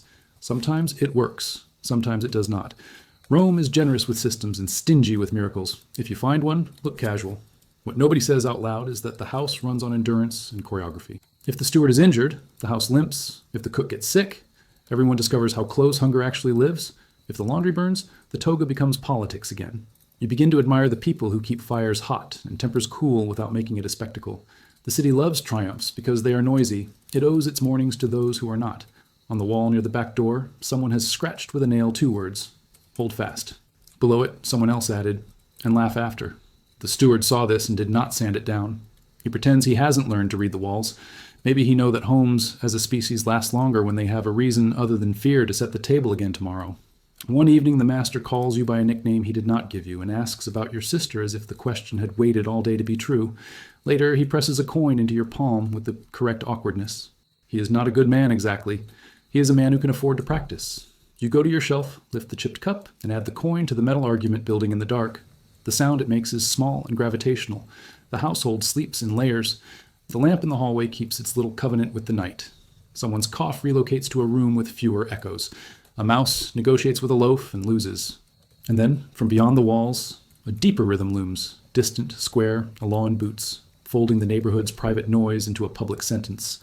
You sit up before you know why. The steward is at the door with his keyring. The mistress has already hidden the jewelry in the censer. The household gods look especially attentive. The city is changing its voice, and houses like this listen hard, because tomorrow is made in minutes like these, when thresholds decide whether they are doors or borders. The sound chooses the narrow streets first, where echo learns ambition. Not a riot, those are messy and improvised, but a decision wearing sandals. Cohorts frame the block like quotation marks around a sentence the city must read. Electors' rods knock together softly, punctuation for policy. Doors tilt their ears. On the corner, a crier unrolls a red-ribboned tablet and gives the neighborhood new vocabulary. Census, assessment, billeting. Rome loves to visit with paperwork when it intends to stay with boots. The steward practices his most responsible face and opens the gate. A centurion steps in, eyes measuring volume the way carpenters measure angles. 2 men in a corner, he says, and just like that, the triclinium becomes a barracks with fruit bowls. The soldiers are polite in the way of men who sleep easily. They compliment the house gods, accept water, install their shields where conversation once sat. One apologizes for the smell of leather and victory. The cook apologizes for onion breath. Mutually assured courtesy keeps the night almost domestic. By morning, the census clerks take the street like surveyors of breath. They sit with wax and arithmetic, recording men, women, goats, promises. They weigh wealth by weight and offspring by optimism. The questions are simple and specific, the way nets are. To be counted is to be claimed. A neighbor stumbles on age, shrugs toward 40, and the scribe smiles the smile of a man who knows averages better than birthdays. The tally sticks grow notches like rings in a tree. Trees, at least, can move in a storm. People wait for the next knock. The taxman arrives gently, which is a trick. He adjusts his cloak as if to show he brought his own shade and will not borrow yours. Rates spread across the table like breadcrumbs. Exemptions are a rumor dressed as mercy. He admires your door lintel and then assesses it. He tells a joke about Jupiter, who throws lightning for free but charges for sunshine. You laugh and hand him coin. He writes a receipt that looks suspiciously like a blessing. The paperless empire loves paperwork. Down the block, a landlord leverages law into furniture. Rents climb like ivy, clinging to anything that stands still. He reads the edict that allows modest adjustments and interprets modest with the imagination of a poet. Families perform the ancient ritual of fitting their lives into fewer jars.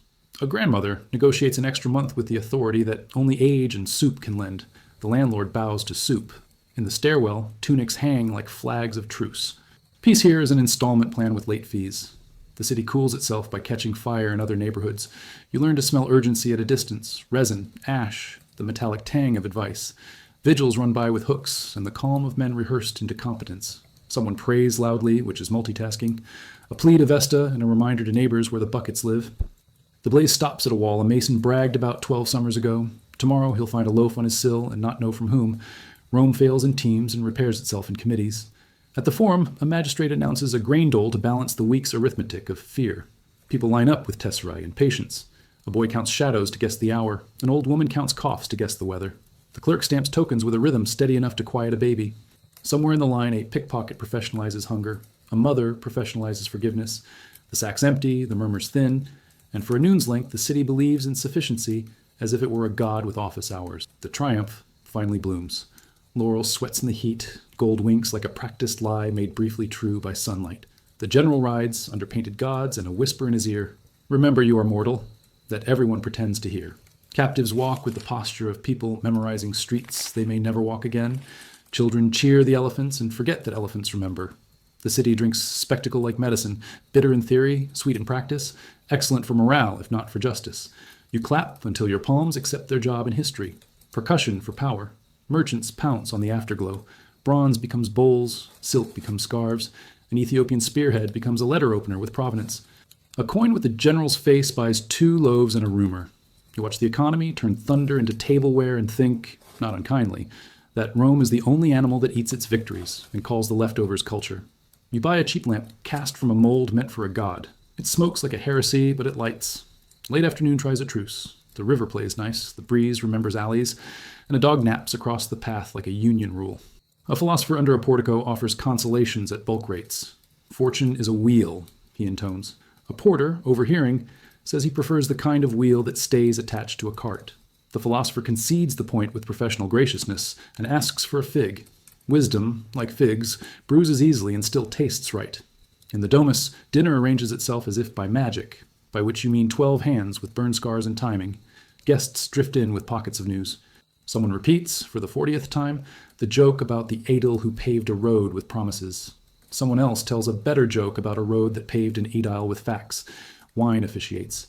The host deploys honeyed almonds as if they were policy. They work better than policy. Conversation turns to omens, then to taxes, then to olives, which in Rome is a circle. In the servants' quarters, a quieter feast. Stew that stood by you more than once. A heel of bread shaped like gratitude. An onion that decided to forgive everyone. Someone pulls out a small lyre and plays the tune that refuses to memorize itself. A freedman counts his peculium under the table with a thumb while nodding at all the right places in the story. The coin is warm with possibility. Tomorrow, he tells himself, he will ask about a contract for his own work. Tomorrow is a polite liar, but occasionally it tells the truth out of spite. Night pulls up a chair. The stars bring their unhelpful advice. Be distant, be constant, burn anyway. A patrol passes. The sound of sandals a metronome for laws. Somewhere, a baby coughs and then doesn't. Somewhere, a rat revises its career goals. Somewhere, a pair of lovers invent a future without asking permission. The household gods accept their nightly crumb with the patience of ceramics. You lie down on straw that knows your weight and hopes you will keep it. The lamp's flame studies the wall like a literacy student and nods off mid-syllable. And still the city edits you. It trims your sentences, sands your pride, sharpens your reflex to step sideways when water decides to be democratic. It teaches you the choreography of not dying, where to stand when speeches begin, when to look impressed, how to sniff milk for philosophy and wine for ambition. It teaches you that kindness is a cheap luxury with a high return, that small coins save louder days, that doors open faster when your hands are full of something to offer. You didn't plan to learn any of this. Rome is a curriculum with no dropout option. Sometime before dawn, drums in the distance blur into a heartbeat you can't tell from your own. A breeze slips through the shutter with a smell you know too well, ash trying to pass for morning. You sit up, not because the city asked, but because you live in it. Outside, the stair whispers gossip about feet. The alley stretches, cracks its knuckles, and practices being inevitable. A neighbor taps your door with the code for come see that is never used for anything ordinary. You step out, sandals reasoning with stone, and the sky is the color of unbaked bread about to decide who it belongs to. On the roofline, first light gilds laundry into banners, pigeons into omens, chimney smoke into handwriting. Somewhere, the baker slaps a board and the sound means hope. Somewhere else, a crier clears his voice to announce a proclamation that didn't exist when you fell asleep. The city inhales, you inhale with it, and that's when it hits. The ridiculous, undeniable fact that if you'd arrived here for the marble and the myths, you'd be gone by noon. It isn't the blood sports or the drains that would finish you, it's the pace. The exquisite, infuriating, uncompromising tempo. Rome doesn't do later. Rome is now, and again, and again. You grin, ridiculous and alive, because somehow the sting and the sweetness share a cup and call it breakfast. The door across from you opens. A hand offers a wedge of warm bread and a rumor. You take both, because in this city, you learn quickly that the price of refusing is higher than the cost of joining. And as you bite, a new shout leaps the rooftops, the kind of shout that turns streets into arteries, and without needing to be told, your feet choose a direction before your thoughts do, eager and wary, ready to be written into whatever sentence Rome is about to start.